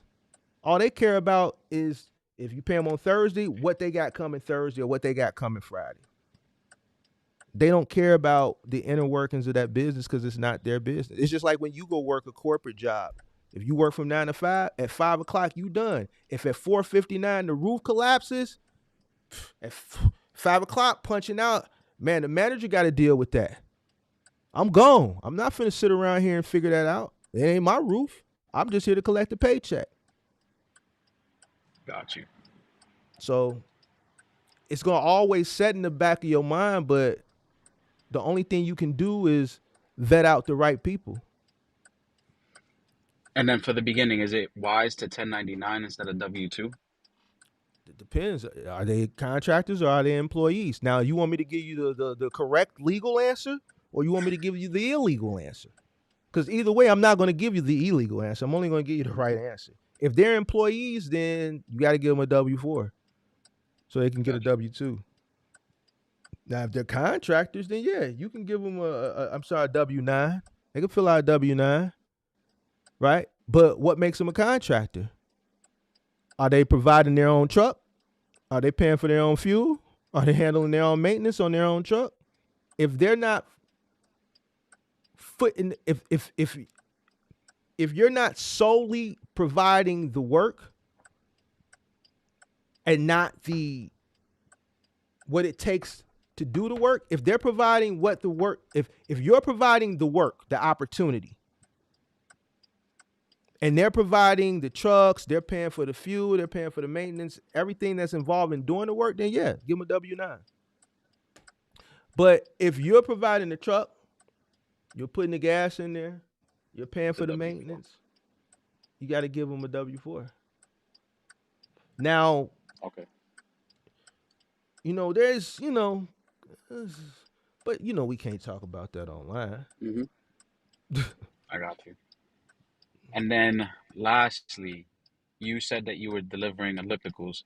Now, this opportunity would pay $225 a stop. I think I told you before. Is that for a white glove with assembly? With assembly. That's a great rate. Okay. So it's ellipticals, like treadmills, the racks, the weight racks, stuff like that. $225 a stop. And I was thinking 70. Oh, well, if it's W4, I would have to pay hourly. I wouldn't be able to pay per stop, right? Here's the thing. An elliptical in and out with the right crew, an hour and a half. Oh, shit, okay. An elliptical is not as hard as, well, even a treadmill is not hard. Some treadmills are a little bit more time consuming than others. But elliptical is a quicker assembly than a treadmill. And it's not as heavy. They're heavy, but they're not as heavy as a treadmill. And the assembly, you're saving about 30 minutes on the assembly. Maybe 45, depending on who you got doing it.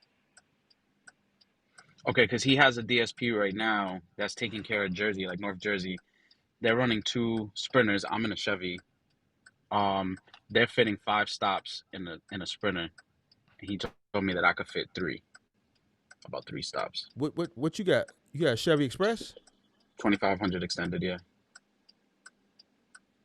It's just not high roof. That's the problem. You could probably fit. So here's the thing. If you turn them the skinny way and you slide them in, you probably can put, because I used to have a 2500 extended, maybe 4 across. And then once you get those 4 across, then you probably can slide 2 on top. So if this is the box the long way, you flip it on the side, on the narrow, skinny side, you slide them in that way across, and then you slide the other ones in flat in the vertical way. And then you probably be able to stack 2 or 3 on top, right? But you obviously have to do it per stop because you don't want to have to be taking them off. You want to be able to snatch that first one off, snatch that second one, snatch that third, and then start pulling them out like that when you get to the stop. So you could do more than 3 stops. I don't know why he told you that, especially if you got an extended. Okay. All right, awesome. Thank you, Mark. I appreciate you, man. That's all good. $225 a stop is excellent. What company is this? I don't know the name of this. It. That is a premium price. Listen, I never got $225 a stop to deliver an elliptical. I would charge people $200, $225, $250 if they called my moving company directly to go pick up in a piece of exercise equipment, or let's say they had it middle mile curbside, and they said, "Hey, can you guys come bring this in the house and assemble it?" I would charge them $225 just to bring it in the house and assemble it from the moving company standpoint, which is a premium rate. So if you're getting it on a third party rate at $225 an hour, that's a great rate.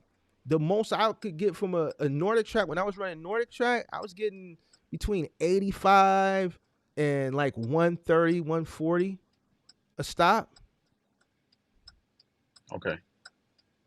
So $225 a stop. An elliptical, y'all doing treadmills too? Yeah.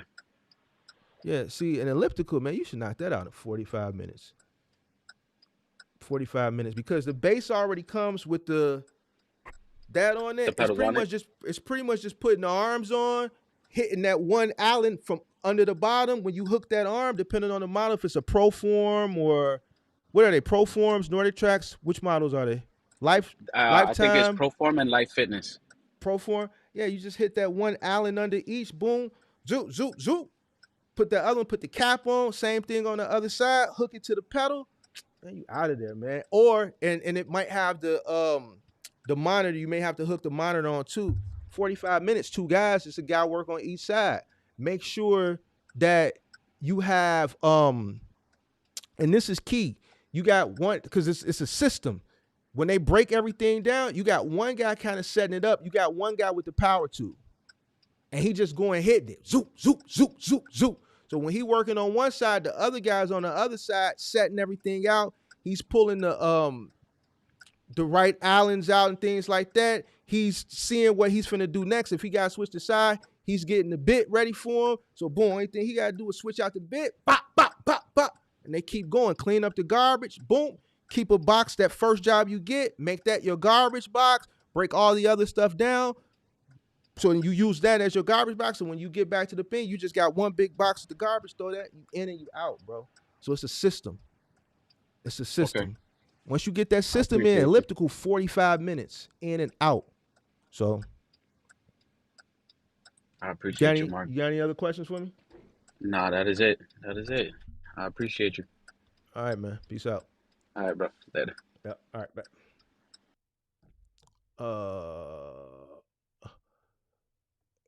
Moving Company Hustle said his workers' comp went up because of working with contractors. Yeah, it'll go up when you hire on contractors. Rainbow Sound says, what company is he working for? I don't think he named the company.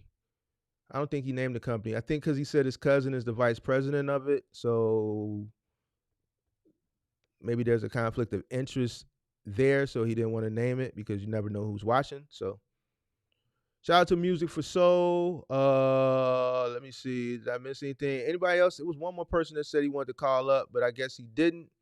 You pay over $300 a month. I'm assuming you mean for insurance. Yeah, insurance is really, really high right now. Healthcare. Make sure y'all getting healthcare. Make sure that when you start your box truck business, you listen to everything I say and you set aside a budget for healthcare. You're running OTR, you're eating bad, you're not exercising, you need to go to the doctor for a 6-month checkup. You're running OTR, you're eating bad, you're drinking soda, you're drinking a lot of coffee to stay woke, you're smacking your face and letting the window down and drinking all that coffee. Your teeth are going to stand. You need to go to the dentist. You running Final Mile. Now we could talk Final Mile. Listen, you got to go to the doctor. You need to get some things checked out. You lifting and you carrying and you tweaking things. You tweak some things. You may need to go to the doctor so they can check it out to make sure you ain't broke nothing or twisted nothing or sprained nothing so that you can get a prescription for whatever it is they give you for the pain. Don't get addicted to it. And so that you can continue to do what it is you're doing. You have to have insurance. So this is something that you got to factor in to your costs. I have still yet. I'm waiting for the day that I come across somebody that comes up on here when I ask them about their cost and everything, they're fixing their variable costs and say healthcare. And able to be 2 years and not one person that has healthcare that I come across. Not one. And I understand why, like I said, because they just can't afford it. But this is something that you should not be going without. Your own business owner. It's your responsibility to get that. All right, we got 90 people in here, 91 people. We got 62 likes. I think that's it. I appreciate everybody for tuning in. Tomorrow we'll do the early morning. I'm gonna call it the investment club, where we're gonna talk about the earnings from the box truck business or your cargo van business, or I got semi truck people that watch me.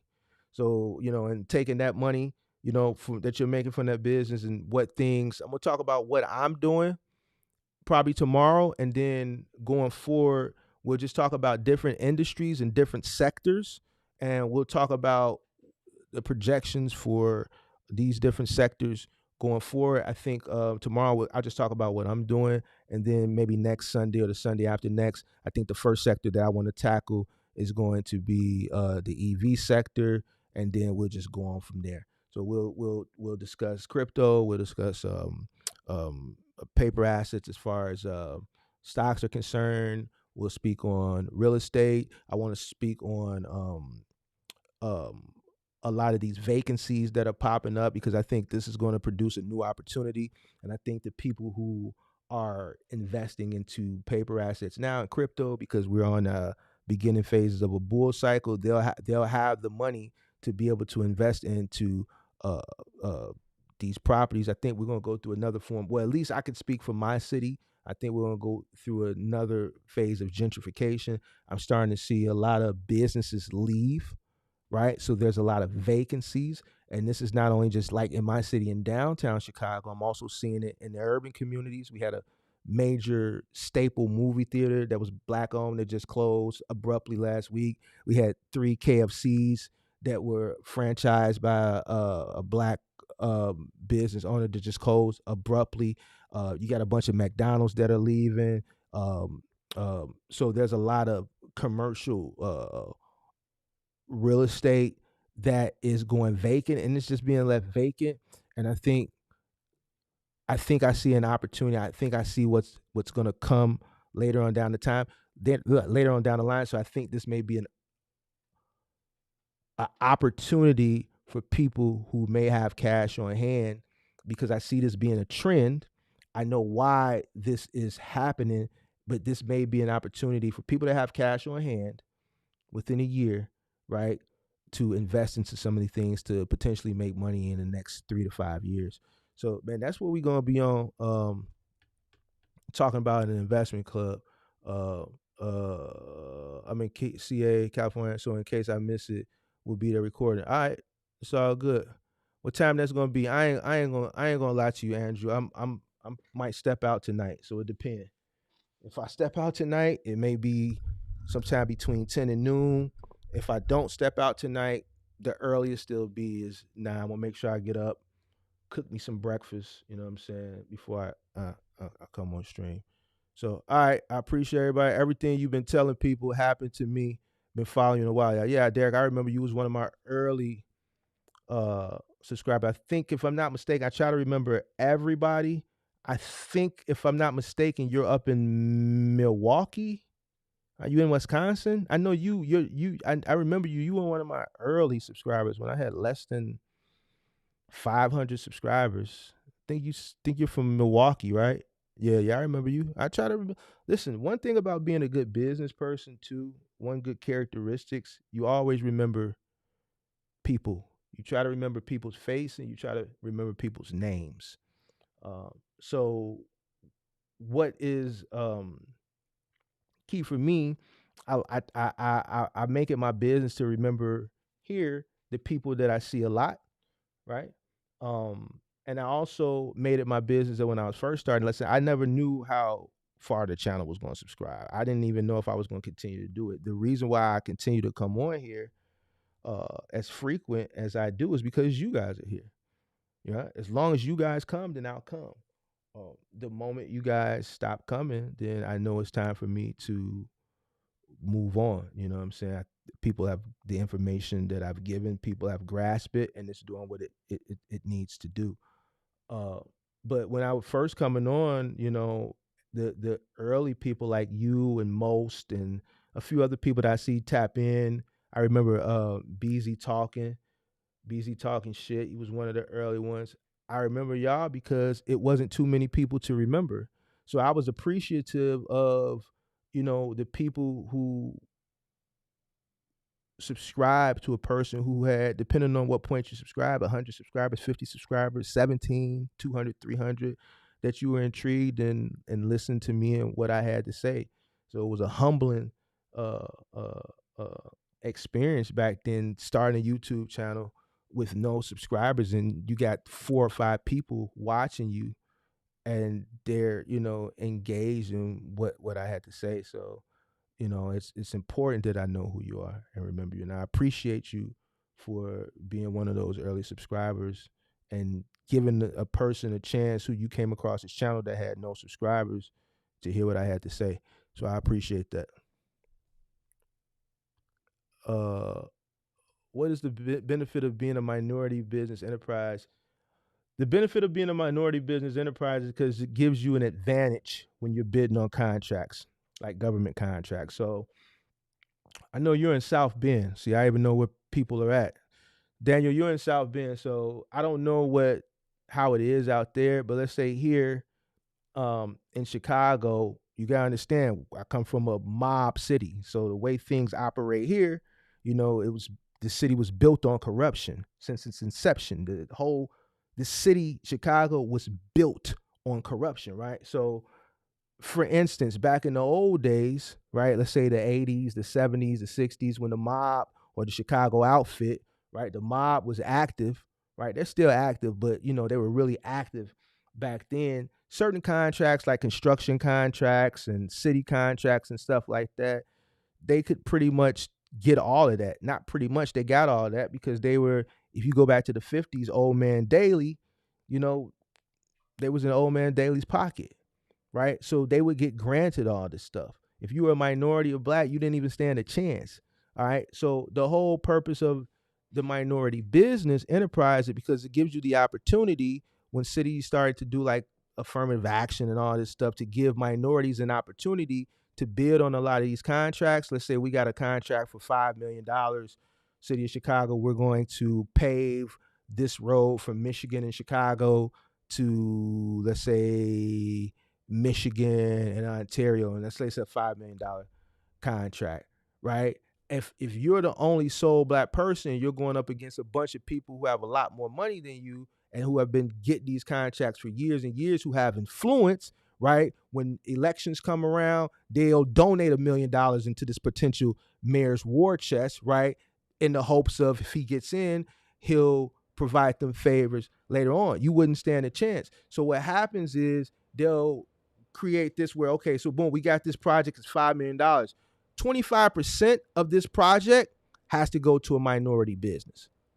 So out of all the contractors that we hired to get this particular $5 million project completed, 25% of this $5 million has to be awarded to a minority.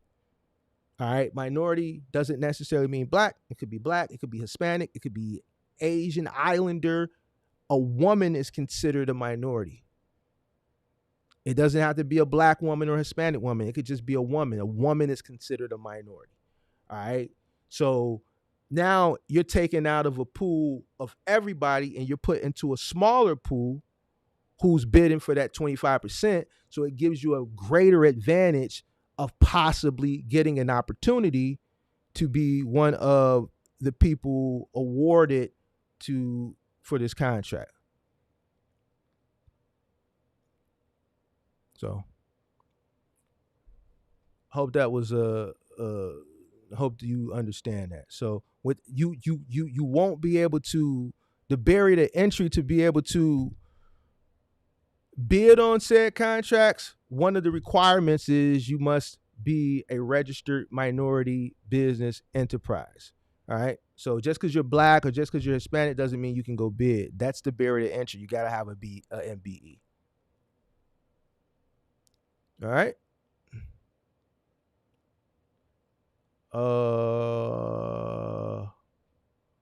You said you wasn't still the only one talking real nice. Everybody else was fluff, all them box truck scammers. I appreciate you, man. I appreciate you for hanging around almost 2 years, man. I really do. Shout out to James Salmon. Andre McKinsey, I'm an early subscriber and I appreciate all your content. Peace out. Low end and knowing I'm still trucking. I remember you too, because you always used to come in, Andre, when I was first getting started, you would say low end or no end. So shout out to you. Shout out to everybody from the low end that watches the channels. Everybody from the Ickies. Everybody for the Dearborns. Everybody from Stateway. Everybody from the Hilliard. Everybody from the Ida B. Wells. Did I say the Ickies? Shout out to everybody from the Ickies. Only people from Chicago know what I'm talking about when he talking about that low end and no end and all them names I just named. Y'all think them names that I just named is names. Them is buildings. Them is buildings up and down State Street. Shout out to people from the Rockwell Gardens. Hey, Andre, what part of the low end you from? Which buildings you from? I got a question for you. I got a question for you. If you still here, it's been cool watching you, the channel grow. I can't put into words the value you brought to the space and how thankful I am to be a part of it. Shout out to you, Roger. You've been around for a while too. You're always here. I can't forget you because you got a very unique thumbnail, so a default picture rather. So yeah, you've been around for a while too, man. I appreciate you for rocking out with me through the channel's ups and downs, the growth of the channel. You know what I'm saying? So only gonna provide better content. You know what I'm saying? Content definitely took a turn last year. I saw, um, and this is just another thing. I don't really look at this as a business, but in some ways you do have to look at it as a business, even though I operate this out of pocket at a loss. Uh, when you see, when you look at what you're doing, and you have an audience, and you see your audience is growing. I think we passed. Did we? I know yesterday it was like at 800. Yep, we did.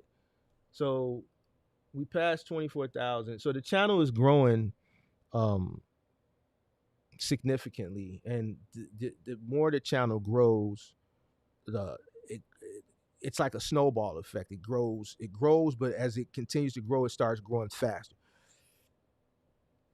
right? And I put in so much work in just the education of the channel. If you look at the content from 2022 going into 2023, I was really driving home the education. I was doing the PowerPoints. I was doing the how to build, how to scale, five stages of growth, 6 stages of scale, um, uh, box truck business plan, how to create a market analysis, how to create a competitive analysis, how to sell your business.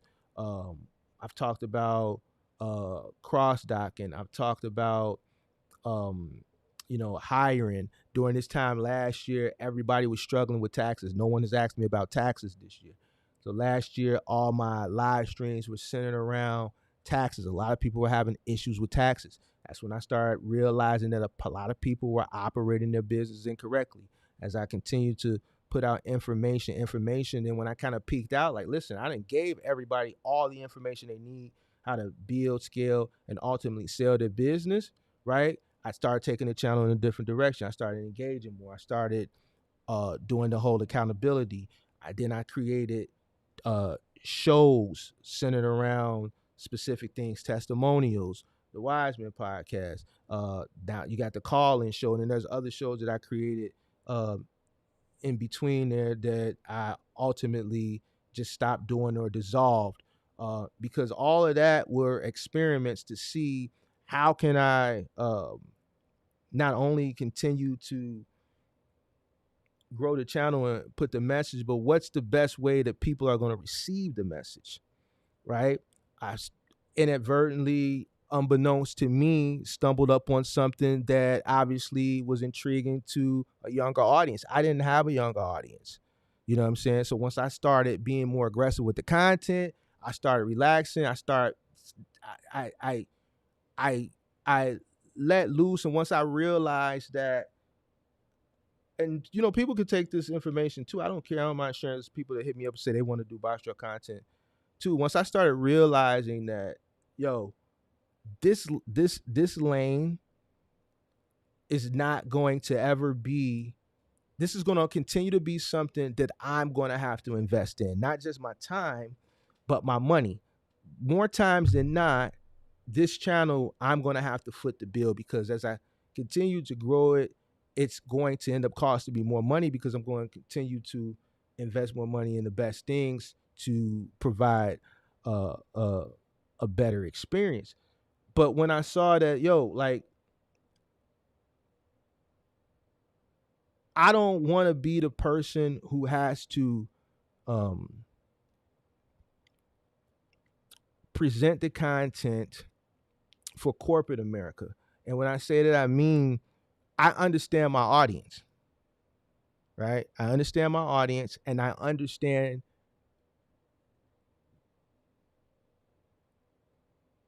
the differences of my audience. So as far as the different demographics, so your 24 to 34-year-old in comparison to an older individual who may be in their late 40s or early 50s, in comparison to the entrant who's coming into the box truck business who lacks knowledge, who's a little bit naive, in comparison to the person who watches, uh, who has the knowledge, who's a little bit more experienced. That's why I ultimately just let go and said, listen, I'm not finna be, just, uptight and da da da. I'm gonna let go. You see what I'm saying? We're gonna start cussing because guess what? It's a trucking channel anyway. And what do truckers do? They cuss. I'm not finna sit up here and worry about and wonder, was the sponsor gonna come and foot the bill for this channel so that I can cover the cost of it? No, you know what? I'm gonna sponsor it myself. I'm not gonna worry about it. So we're gonna let go and we're gonna present the content the way it needs to be presented so we can not only continue to push the education, but we can do it so that it can be digestible, and we can also open it up to a different demographic, which is the younger demographic, who, because I know what it takes to get them in, right? I know what it takes to get them in. I'm not gonna do what they do on Instagram, right? Because what they're doing on Instagram is trying to take advantage of them, right? So what I'm gonna do is I'm gonna speak their language. I'm gonna will them in and give them this good information by speaking their language and speaking it in a language that they can understand. All right, bet. I'm from the crib. I can speak the same. I speak the same language. I just wasn't speaking it before because I was providing content with PowerPoints and it was education. But now, since I'm speaking to from an aspect of accountability, because all the information you need is there, you just gotta go. Now I gotta hold you accountable. I'm still going to educate you, but I'm going to tell you where you going wrong, and I'm going to tell you what you need to do to make it right. And if we got to slip a few curses in there, if I got to hold you accountable, if it's going to be some people in the chat that's also equally holding you accountable, then so be it. That's what this channel is about. It's about holding each other accountable. Each one teach one.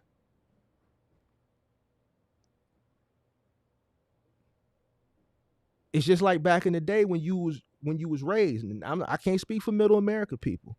Now I can speak for big city people. I can speak for me. Listen, it took a village to raise somebody, so I just can't do it alone. Sometimes I'll be up here cooking, and I see people in the chat, and then I'll see somebody in the chat ask a question, and then I see other people in the chat, MGMs, people who aren't MGMs, that are helping each other out. That's what it's about.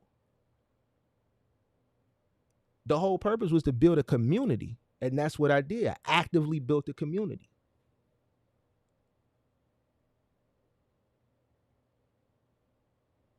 A community for people to help one another.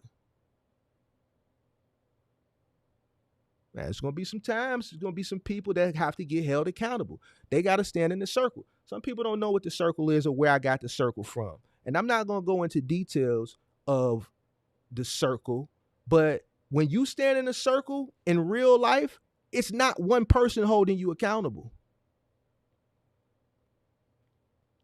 Now, some people know what the circle is in real life. We ain't going to go into details. When I say stand in a circle, it's a circle in real life, and the circle is formed by people. And that person in the middle of the circle, they are being held accountable. It's just not verbally. So if you come in here into this community and you done made a mistake, you done messed up really bad, I'm just the person in the forefront. So if the people in the chat are holding you accountable and they doing it in a respectful manner, and respectful manner to some may be one thing, and to some it may be different. But here's the thing: we live in a harsh world. Listen, we don't live in a soft world. Trucking ain't soft. We saw that yesterday. You got the recruiter of logistics companies taking advantage of people.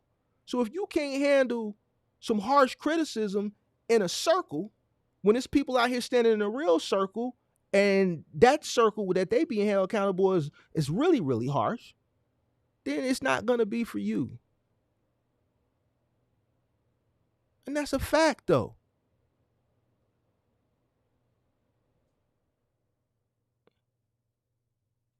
The reason why people feel comfortable in the community holding people accountable is because that's how I designed it to happen. If I didn't want it to be that way, then I would not let it go on.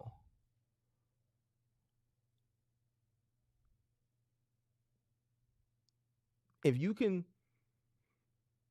be held accountable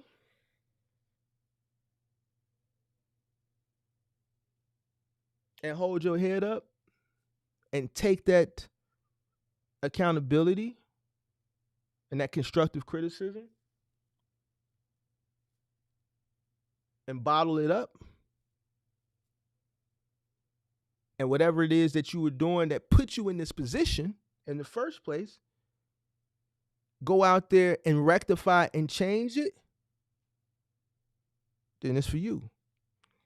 If the constructive criticism from the community affects you, it's not for you. Because I can guarantee you this, the world is going to be a lot more harsher.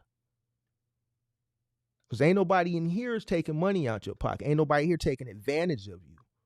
We're not telling you one thing and doing another. We're not, losing like that lady giving you a blank contract and paying you a minimal amount and then extorting you if you do something bad. We're paying you less for doing the actual physical work, but then the moment you make a mistake, we're going to charge you double.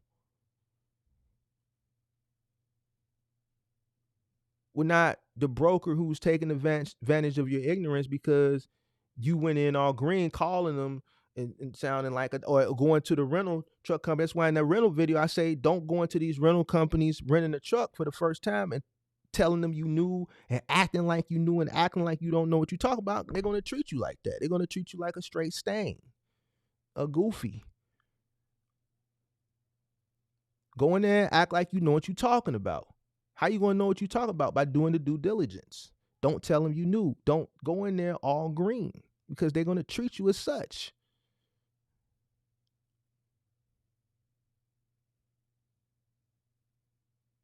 They there to sell and make a commission.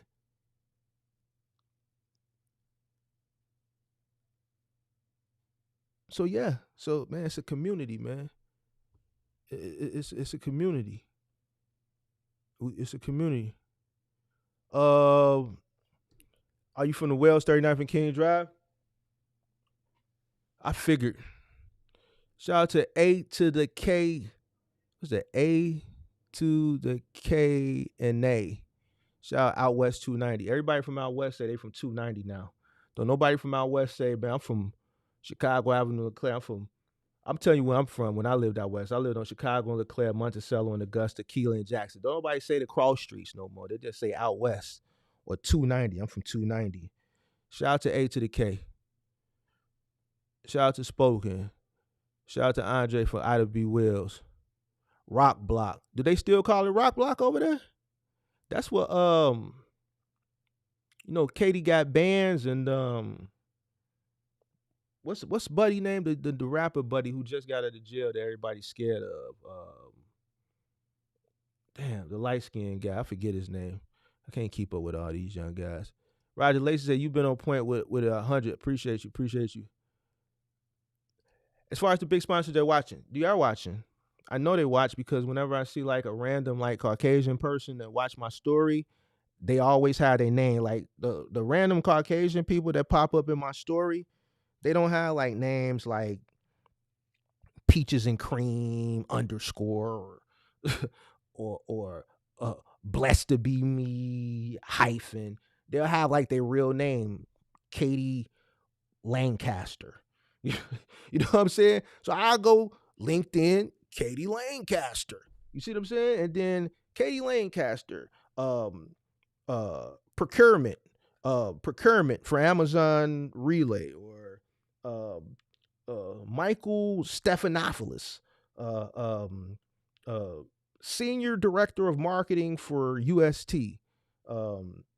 So I'll that's how I know, because they have a professional profile, and it looks, it's like they stand out like a sore thumb. So when I see, and I know I got a typical a demographic, a specific demographic, and I see this, then I already know it's like some type of executive. The thing is, they watch, and what they do is, I'm gonna tell you what they do, and it kind of sucks, but this is what they do. Instead of reaching out to the creator and said, "Look, you got some good information. How can we partner, or can we sponsor? Can you direct some people to our channel, and we'll sponsor a month in your channel. How much does it cost you to operate your channel? All right, we'll sponsor you for 6 months of this and that." Instead, what they do is they'll take your video, and then when they hire people on, and they have them come in and they put them in a conference room, or they send them a packet, like an onboarding packet, what they'll do is they'll have a link to your video. If, let's say, if it's a specific video on how to create a business plan, they'll have a link. Or if they have them come in physically to do onboarding or like orientation, when they put them in that room, they'll do a presentation, then they'll show a bunch of videos, and then they'll show your video on how to scale a final mile business. They don't give you any credit, which is fine. They don't tell you that they're utilizing your video to do training or to give people, new entrants or new people that are onboarding, advice from a person who is tenured in the industry. They just do it. So yeah, they definitely watch. I see them, but sponsoring in this niche of YouTube, it's just not like the entertainment niche where a company will say, all right, we'll pay you 50 grand, and just at the beginning of every live stream say, this is sponsored by Dasani water, make sure you drink Dasani, and then I strategically place a bottle of Dasani right here every live stream. I just got it right here, you know what I'm saying, and it just sits there the whole live stream, and then I may sip from it. You're not going to get this because the niche um just isn't that big. It doesn't garner a lot of viewership in comparison to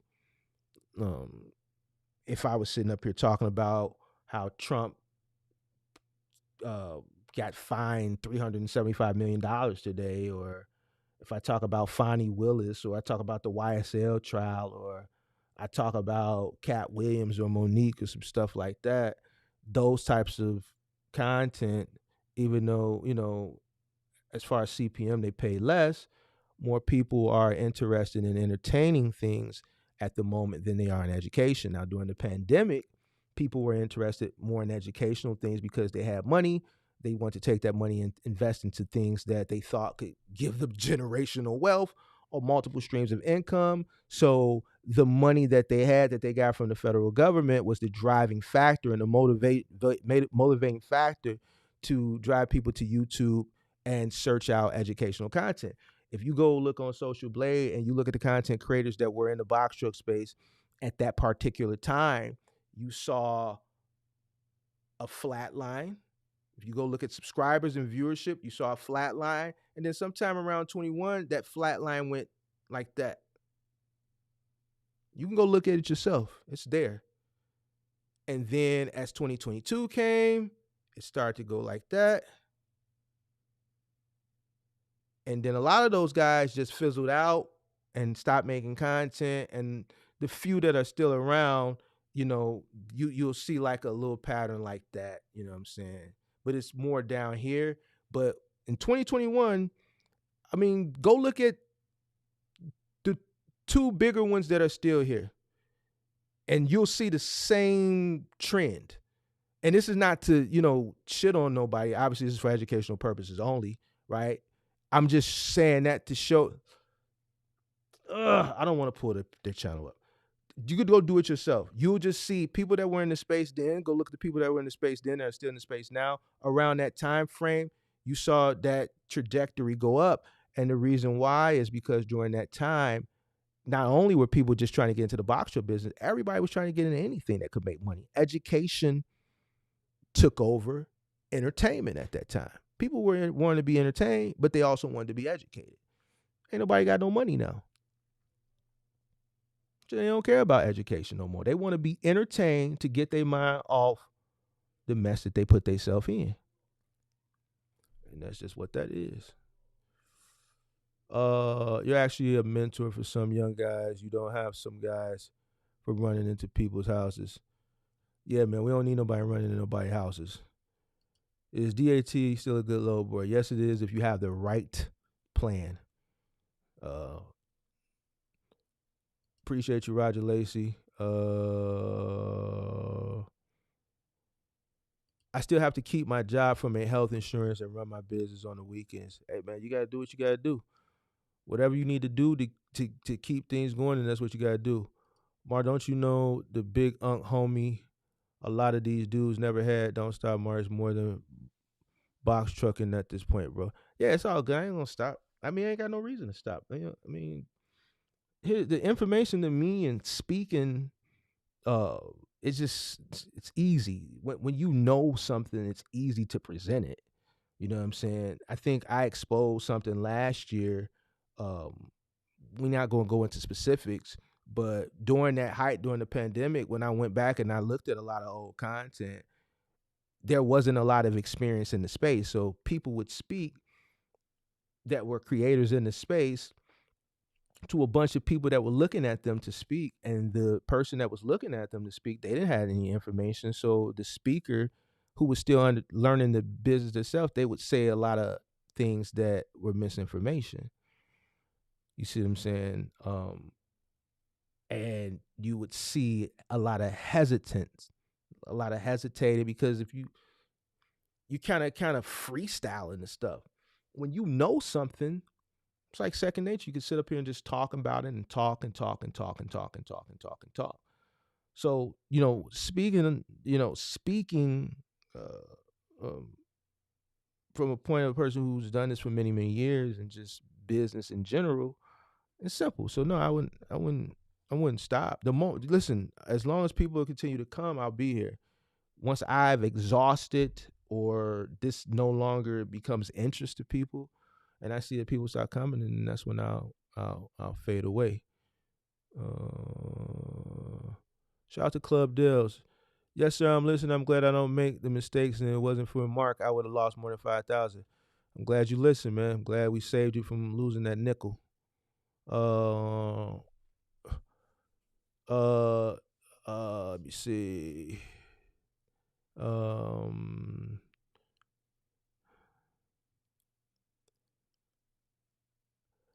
Clay, what is a good LD?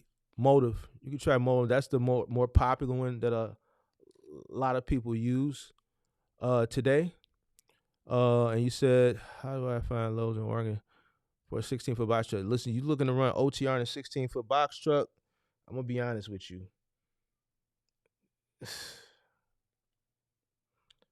I think you need to come up with a business plan. Have you researched running OTR loads in a 16-foot box truck? What's your purpose of trying to run loads in a 16-foot box truck? Did you already have this truck? Were you looking to come into this business as an over-the-road box trucker and the 16-footer is all you can afford? I'm just curious to know why you want to run OTR in a 16-foot box truck so that I can answer. And then this will be the last person I answer for the day. Matter of fact, Clay, why don't you hit the link, man? Hit the link. You're going to be the last person I talk to for the day. Then I got to go. What time is it? 6:17. I'm just curious to, like,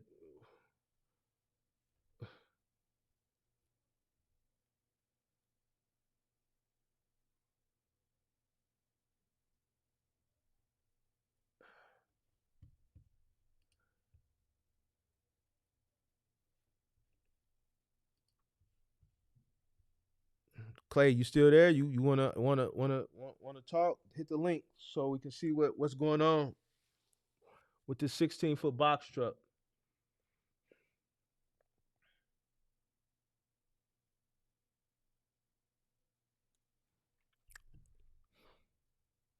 Make sure y'all hit that like button as well, please. Clay going once. Clay going twice.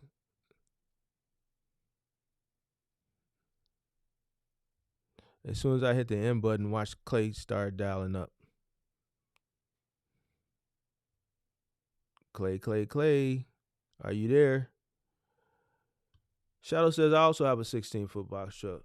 Listen, I made a lot of money with 16-foot box truck. The first trucks that I acquired were 16-footers. And I actually, the two trucks that I always talk about that I still own, those are the earlier trucks that I bought. They're both 16-footers. Here's the thing with 16-footers. Here's Clay. I'm gonna answer this question. I'm gonna bring Clay up, but I'm gonna answer this question as well. Let me bring Clay up. How you doing, Clay? Pretty good. How about yourself? Pretty good. Give me 1 second, Clay. Let me answer this other guy. Here's the thing about 16-footers. They're a niche piece of equipment. All right. I've said this before many of the time, but I know channel is growing, so I get a lot of new people coming to the channel. The 16-foot box truck, the way I look at it, is like a middle child. Middle child gets neglected. Right? The baby gets all the attention. The older child is the apple of my eye, right? The middle child gets neglected. That's how I look at the 16-foot box truck, right? The 16-foot box truck gets neglected, right? But there are things you can do with it. It's not enough capacity to do what the 26-footers do, and in most cases, it's too much truck for what a cargo van can do. A good thing for the 16-footer is starting a small moving company. You can do up to a small 2-bedroom, right? Another good thing for the 16-foot box truck is bulk office supply delivery. A lot of the cargo van stuff for Office Depot and Staples, they also have lanes for a 16-foot box truck doing bulk delivery, especially if you're living in a market like a larger market that has a big public school system or a big hospital system or a big county court system or a market that has like a lot of factories and things of that nature. Why? Because these institutions, most of the stuff you deliver for the office supply, majority of it is going to be paper. These big institutions, they order pallets of paper. You go do a delivery at a school, they're not ordering one ream of paper. They're going to order a pallet. So the 16-foot box truck has the ability to haul more capacity than the Sprinter or the cargo van that's working on that same account, right? You can put more pallets and you can focus more on the bulk deliveries. So there is opportunity with a 16-foot box truck. It's just in specific niches, and you have to understand which niches they are prior to acquiring one. If you already have one, you have to know which niches to go in so that you can ultimately maximize your earning potential. What's going on, sir? How you doing? Pretty good. Yourself? Pretty good, man. I'm great. Yeah, I just had a question about that 16-foot box truck, but you kind of answered it. But now I'm thinking about just in the plans of getting my CDL B license and Yeah. maybe moving up to a 26-foot box truck. Yeah. Okay. So you want to get a CDL box truck then, right? Yes. Okay. So I answered your question for the 16-footer? Yes. Or did you have another one? No, you answered it right there. Thank you so much. I appreciate you, man. All right. Thank you for answering, man. Have a good day. No, you too. Later. All right. Bye. Like, so Shadow X, since you're here in Chicago and your truck is paid off, oh, you do courier work? I do local courier work in Elk Grove Village. Oh, well, cool. Yeah. So then you're doing what you need to do, but also look into other opportunities. You know, measure what you're doing currently and what you're making currently, and measure that to other opportunities. T-Force is out there in Addison. See what they have on the carrier side. And it doesn't necessarily have to be Office Depot. You could check into Granger. They have Granger. And they have other contracts as well. There's another company that you might know of. And I'm going to be honest with you. I'm just giving you the companies that I know from being in the industry in this market. Now, this company never worked well for me because I've always been a master contractor, and I think this company is more, with what they pay, is more catered to independent contractors. There's a company out in Hillside called Veterans Distribution. Um, they have a lot of contracts. Home Depot, if they still got the Home Depot, um, cabinets. They have a big cabinet contract. They also have a lot of liquor. They have a liquor distributor contract, right? And they also have a contract. I believe they still have it with Staples. And this is a company that a lot of individuals in the city that have cargo vans and or small box trucks that can't source any other work, they go to. Uh, they can be some sticklers. They don't really negotiate, but there's a couple options for you.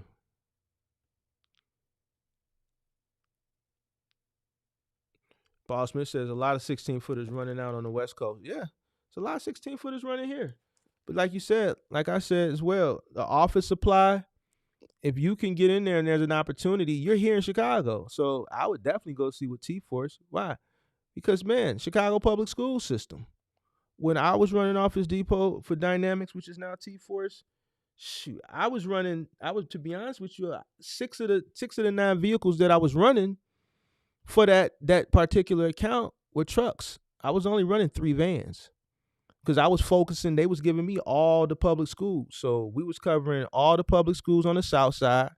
Because a lot of the other people, like a lot of those older, at that time, it's still a lot of older white contractors. And these guys were old. They didn't want to come to the South Side. So we was covering Simeon, CVS, Julian.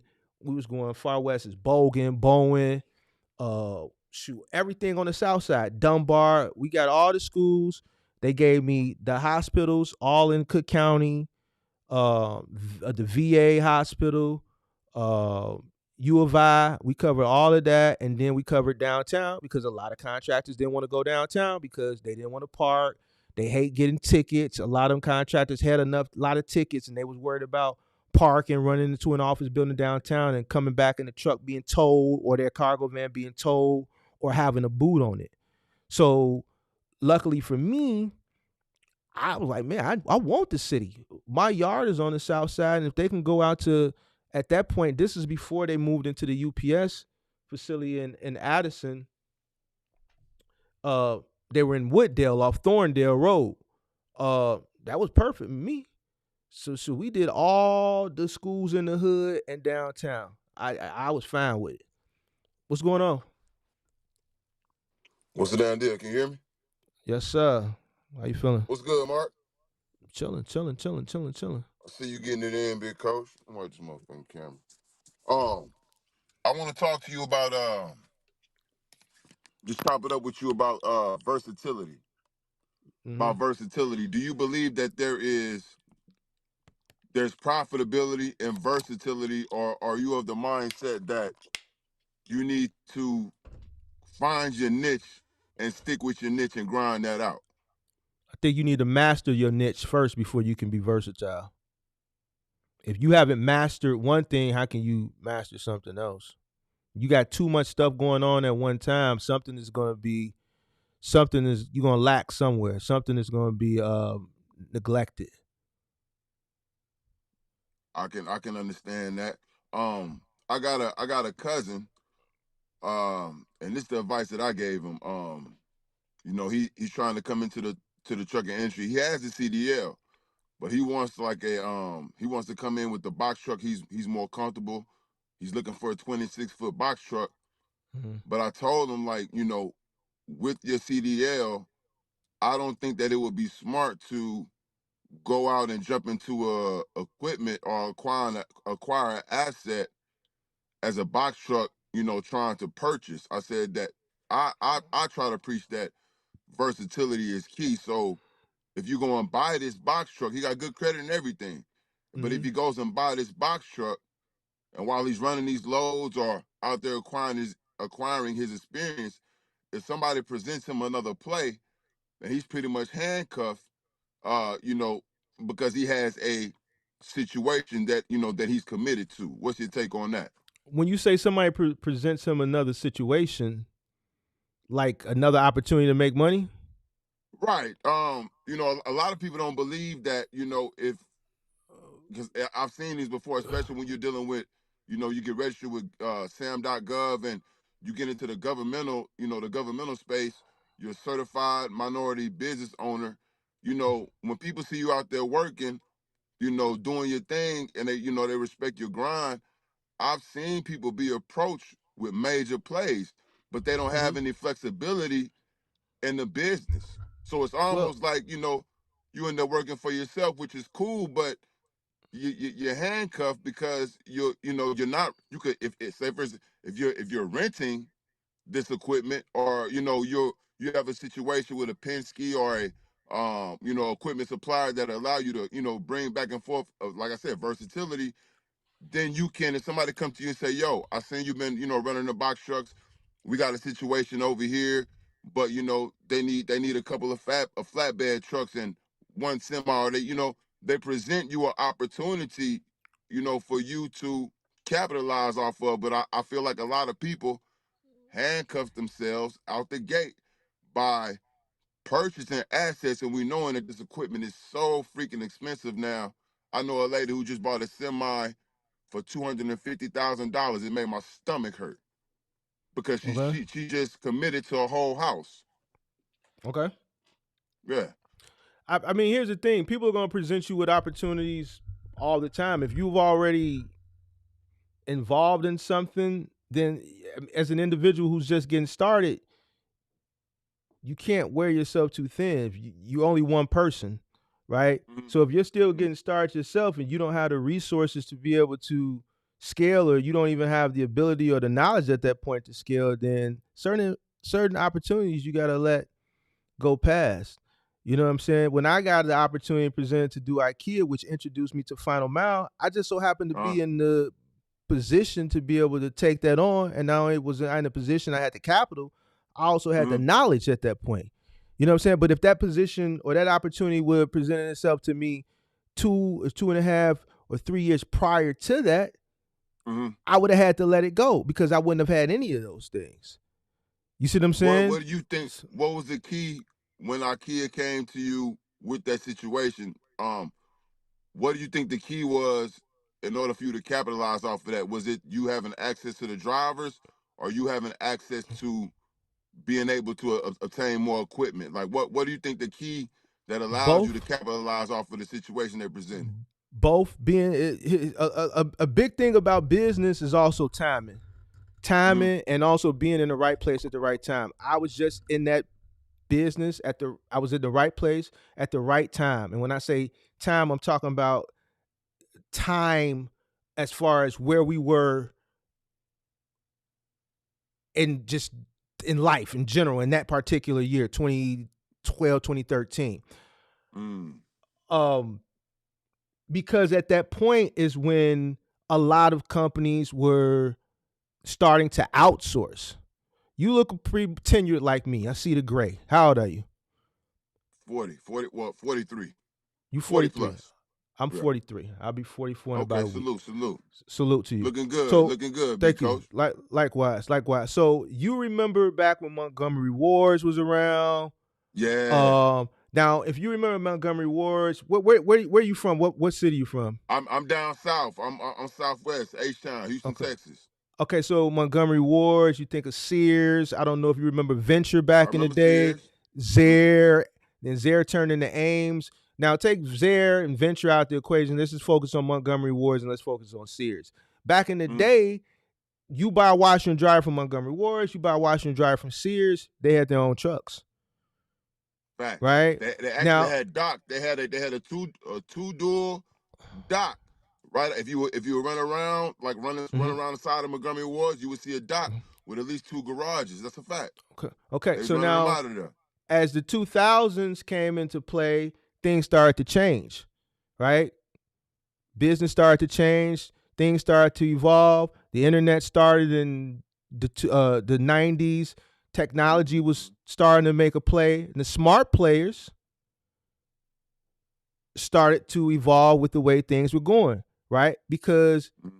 They were losing money, so they started to divest from their own personal trucks and the operation of selling the actual goods and doing the delivery of the actual goods, plus the hookup to outsourcing that. So divesting from all their trucks, divesting from the labor associated with that, divesting from the liability associated with that, and putting that off onto contractors. Now, these contractors were 3PLs. Facts. Now, 3PLs up until that point were pretty much messenger companies. Courier, the couriers. Exactly. And expedited. Exactly. So they were used to dealing with smaller packages.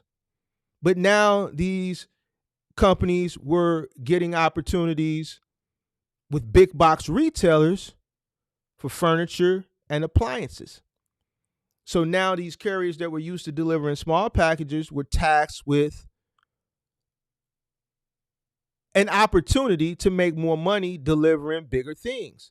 The problem was these guys weren't equipped mentally and physically to do this type of work. So this is the learning curve that was going on. These 3PLs were struggling with these deliveries for these big box retailers because they were putting them off on people that had been doing smaller package delivery for years, right? Mm-hmm. So fast forward to 2012, I get a call from a guy named Eric Field in Dynamics who says, look, we've been having an issue. We're having a hard time with this IKEA. And, you know, our guys are used to doing small package. We getting a lot of claims. These guys aren't. So a smart individual said, well, maybe we need to outsource this to moving companies. These guys move stuff, heavy stuff all day. So there's a list of moving companies we found on Yelp, and you're at the top of the list. You're the first person. Can you come in for a meeting? Now, when I got to this meeting, they said, how many trucks can you bring on, right? Because back then it was, listen, we rather deal with fewer people who can provide more trucks than deal with a multitude of individuals, so providing one truck. So if we got 15 routes, we rather deal with 3 people that's providing 5 trucks than deal with 15 different individuals. Right. Okay, I get it. Right. So they said, man, can you bring on 5 trucks? Now, I didn't have an additional 5 trucks to service them, but you know what I told them? Yeah. You damn right I can. Yeah. And okay. I sold myself. And when I left that meeting, I said, man, I got to go find 5 trucks. And you've heard the rest of the story, so you know I went and found those trucks. Finding people back then wasn't no issue. I just went to the hood. Right. I went to the barbershop. Hey, Mike, I need Dre number. I need this person. I need that person number. Listen, I got some work for y'all. So it was right place at the right time. But if that opportunity would have presented itself 2 or 3 years prior, I wouldn't have been able to do it. Why? Because I didn't have the knowledge, or let alone, yeah, I could have got the people. But man, what I would have been able to go to Penske and say, yo, I need this many trucks, and be able to foot the bill to start this particular account and not, you know, get paid for 2 to 3 weeks, you know what I'm saying? But still be able to pay these guys weekly until I was able to get that settlement. Right. You see what I'm saying? So if it would have happened 2 years prior, let's say a year and a half prior, that would have been an opportunity that presented itself that I wasn't ready for. So I would have had to let it pass. You see what I'm saying? So I would have had to keep doing my thing, and then another opportunity would have came later on down the line, because even after I got that opportunity, other opportunities continue to come. So sometimes you can't take every opportunity. Sometimes you gotta let opportunities pass because it may not be for you at that particular time. I can respect that. I want to appreciate your take on that, man. I got one more question to you. This the first thing I talked to you about. I was able to, you know, get with an insurance company, and I'm not gonna, you know, jump out the gate and just, you know, get my rating and all this and that. Because I'm still learning how to deal with the insurance company. I feel like this is one of the most important parts of the business and the most expensive. But I do want to ask you, because I know you spoke on having a couple of, you know, insurance companies that you dealt with at the same time, which I found interesting. The issue that I'm having is Again, I preach versatility, so I want versatility in my policy. But every time I, go to, try to change something or put a tweak in it or add something, it's like you get all the great customer service out the door. You know what I'm saying? They're gonna sell you, they're gonna give you a supreme dinner. But soon as you get that first payment in, you won't talk to a licensed, or my experiences is I can't get a licensed insurance agent on the phone. And some of these moves need to be made, you know what I'm saying? Need to be That's the made like thing. That's the immediately. thing. That's the thing. You're dealing with an agent. And that's why I Uh-huh. push broker. And I always say, don't just find a broker. Find a broker that's willing to work for you and your business. I took a guy, and I don't do this. I say it all the time. Listen, my broker can write for anybody. You see what I'm saying? Just because he's licensed here, the actual insurance company can write anywhere. I don't do it because I don't want to bombard my broker with a lot of the shit that you see I have to deal with on the channel, right? So if I go to my broker for someone specifically, it's a person that has some type of common sense. It was a guy came to me the other day.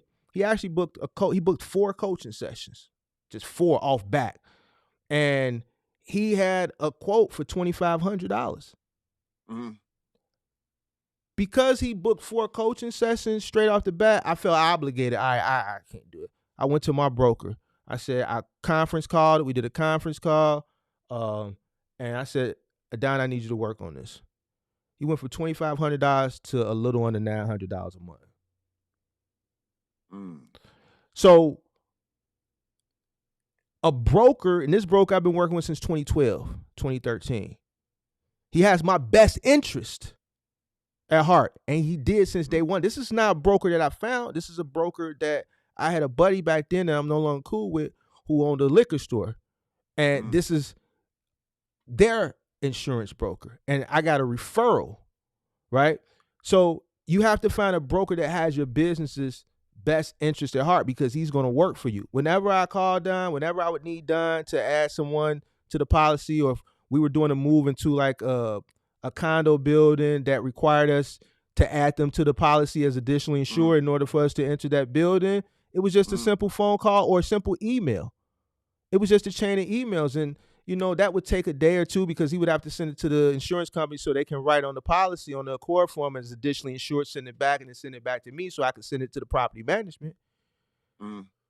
But this is what a broker does. A broker. You just blew my mind right there. So you educated me right there that there's a space or there's a position out here. There are people out here to save you that time to, run back and forth between you and the insurance company. So instead of me being on hold for 2 hours just to talk to somebody who can't do nothing for me, you're saying that they have people that's their job. Well, yeah, you have the broker. You don't pay the broker. The broker gets the kickback from the insurance company. The broker's job is to bring the insurance company people. I communicate with the broker communicates with the insurance company. Now, there's times Bob from the insurance company, that's his real name, from the insurance company would call me directly because it was something that was urgent and he didn't want to go through the proper channels. Like, let's say if I sent something in for additionally insured and he had a question about the verbiage because he's writing it up right then and there. Instead of him going through Don, he'll just call me directly. Hey, Mark, this verbiage is this for the day or blah, blah, blah, whatever. And then he'll just put it in there. I'm going to send it to Don and Don will send it to you. The broker's job is to be the liaison between you and the insurance company. See, all the insurances that I ever had, you couldn't just go directly to them and get. It wasn't a progressive thing. I only had progressive 1 year, and that's because Grange dropped me because of that stupid $55,000 claim I had, and it was very, very last minute, and the policy was ruined. Progressive was the only thing that we could go with such short notice, and that was the most expensive year I spent on insurance back then. I spent $50,000. You see what I'm saying? So I was only in for a year. He said, Mark, listen, I'm going to start shopping you a new deal 60 days prior. So 60 days prior to my policy already working on it. Renewing, he was already working on it to see if we could find a cheaper rate year in, year out. The reason why I was running with 3 different policies because that was just the cheapest. Now, any broker can do this. It's just they too lazy. So if you go to a broker and you a new person, you say, yo, I need insurance. The quickest way they're going to get you insurance is just going to Progressive. You can sit down at the computer and do that shit yourself. That's a fact. You see what I'm saying? They just trying to get you get in and get out. And it goes back to what I was talking about earlier about the lack of knowledge. They know you a novice. So I could give you anything, and guess what? I'm a broker. I get a residual off you paying your bill. I prefer you to pay high insurance. The higher you pay, the higher my 3% or 5% back end gonna be.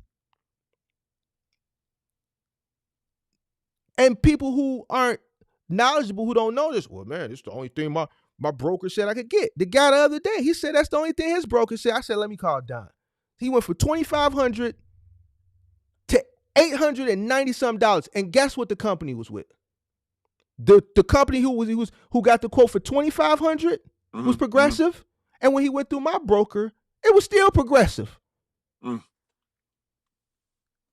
It was just well over $1,000 cheaper. Man. It's a lot of this going on, man. I think this is where the education begins to lack because, people just be trying to, what I'm saying, get in the door. I'll keep it real. I jumped out the window with Bob Burke. Now, I got a great rate with Bob Burke because everywhere that I went, even if they had a great rate, it's really not a great rate because, you want a down payment like I'm buying a car or something.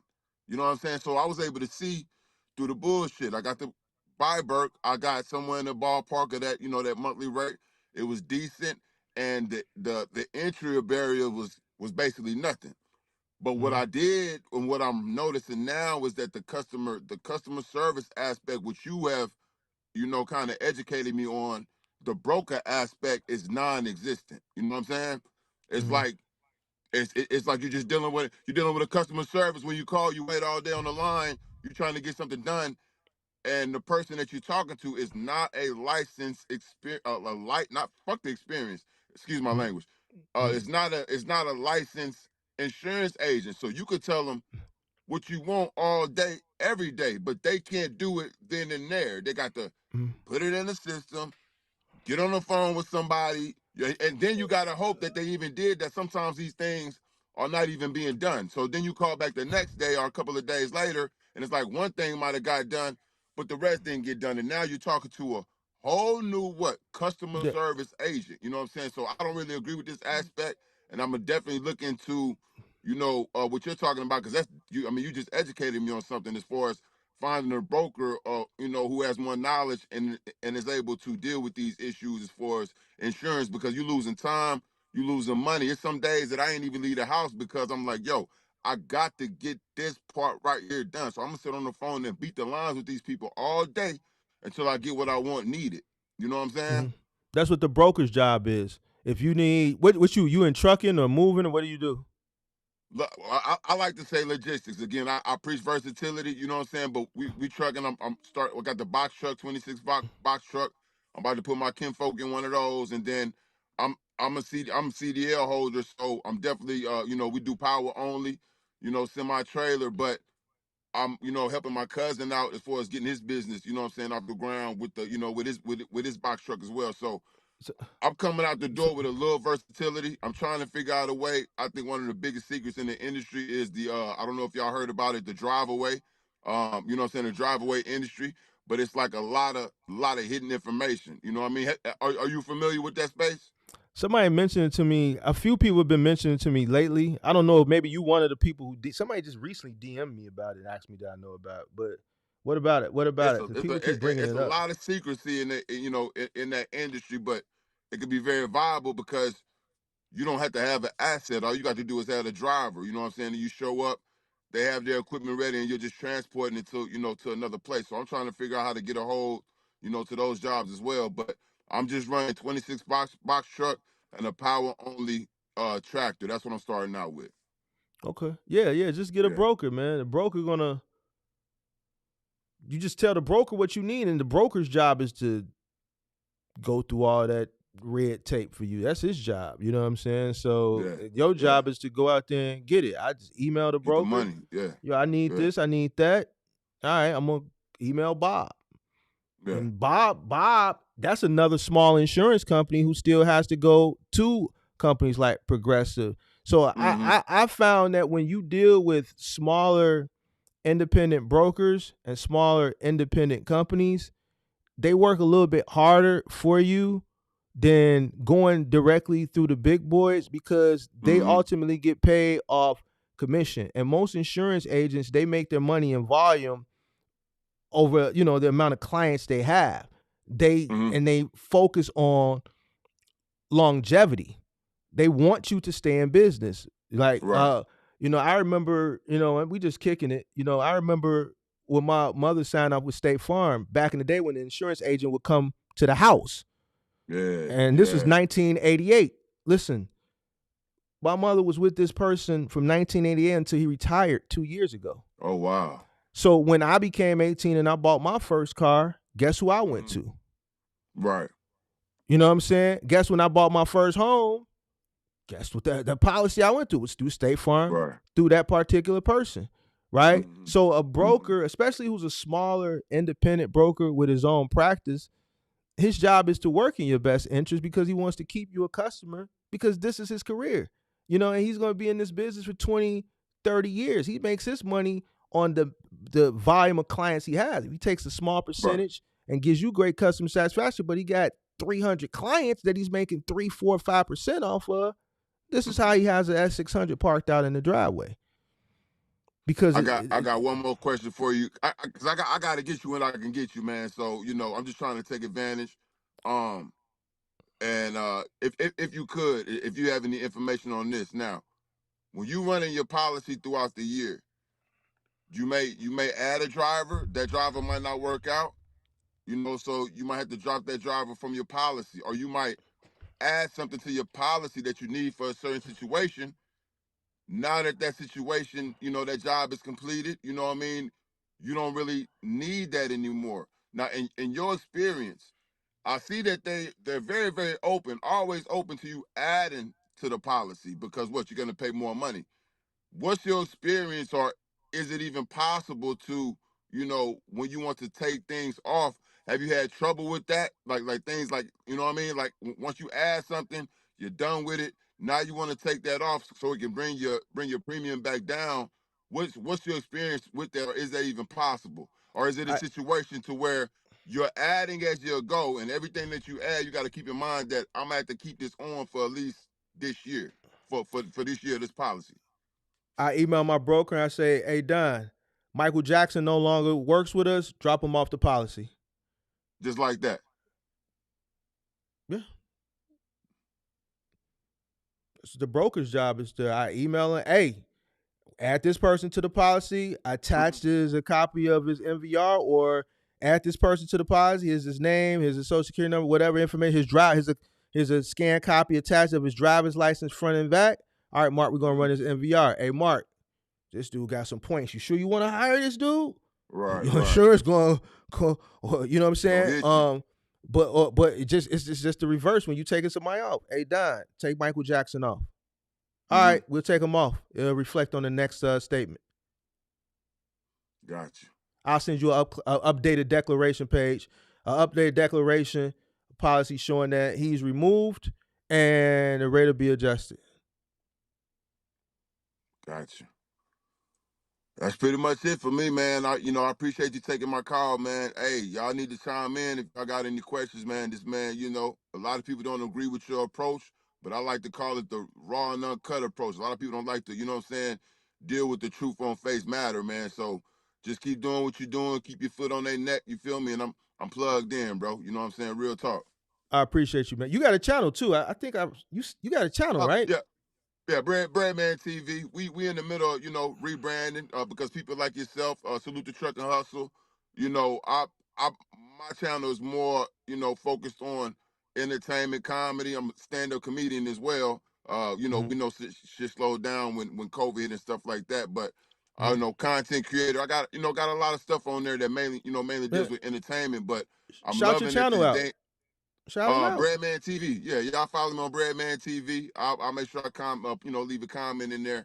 But I just love the space that y'all have created, showing people how to, kind of merge, the entertainment, the content creation aspect with, what you're trying to do business and life wise. Cause, we, salute to the entertainment as a hobby and stuff like that. But you know, you can't feed your family off of jokes. You know what I'm saying? And skits and stuff like that. You know, we all adults here, and you know the main goal is to feed your family and provide a legacy. So I just like how y'all kind of merging. You know what I'm saying? Merging the spaces, and it's inspired me. I've had to slow down to try to figure out how to rebrand this thing. You know what I mean? But it's pretty much been an inspiration. So that's what I'm working on as far as rebranding my channel and you know, the things that I've been putting out, trying to, you know, still trying to keep that entertainment aspect in it. Cause now I can stream all day, you know, I can blog all day, but you know, it mean, you know, YouTube pay peanuts, you know what I mean? And if you're really doing something substantial in your life, you know, why would you not use a tool that you have at your disposal? You feel me? As far as amplifying that thing, man. So I respect what you're doing up here, man. You know what I'm saying? And salute to you, homie. Real talk. I appreciate you, big dog. Yeah, yeah. Hey, man, y'all hold it down, man. I'm timed in, man. Salute. Breadman TV. Make sure y'all follow. All right, man. Later. Hold it down, Mark. Appreciate you. All right, y'all. So I think that's going to be it. I'm finna get out of here so I can hit the barbershop and hit these streets. Tomorrow morning, we're going to do the first investment series for the members only. So shout out to all the MGMs. Until next time, hopefully someone got some type of something from this. You know what I'm saying? And I'll see you next time. Peace.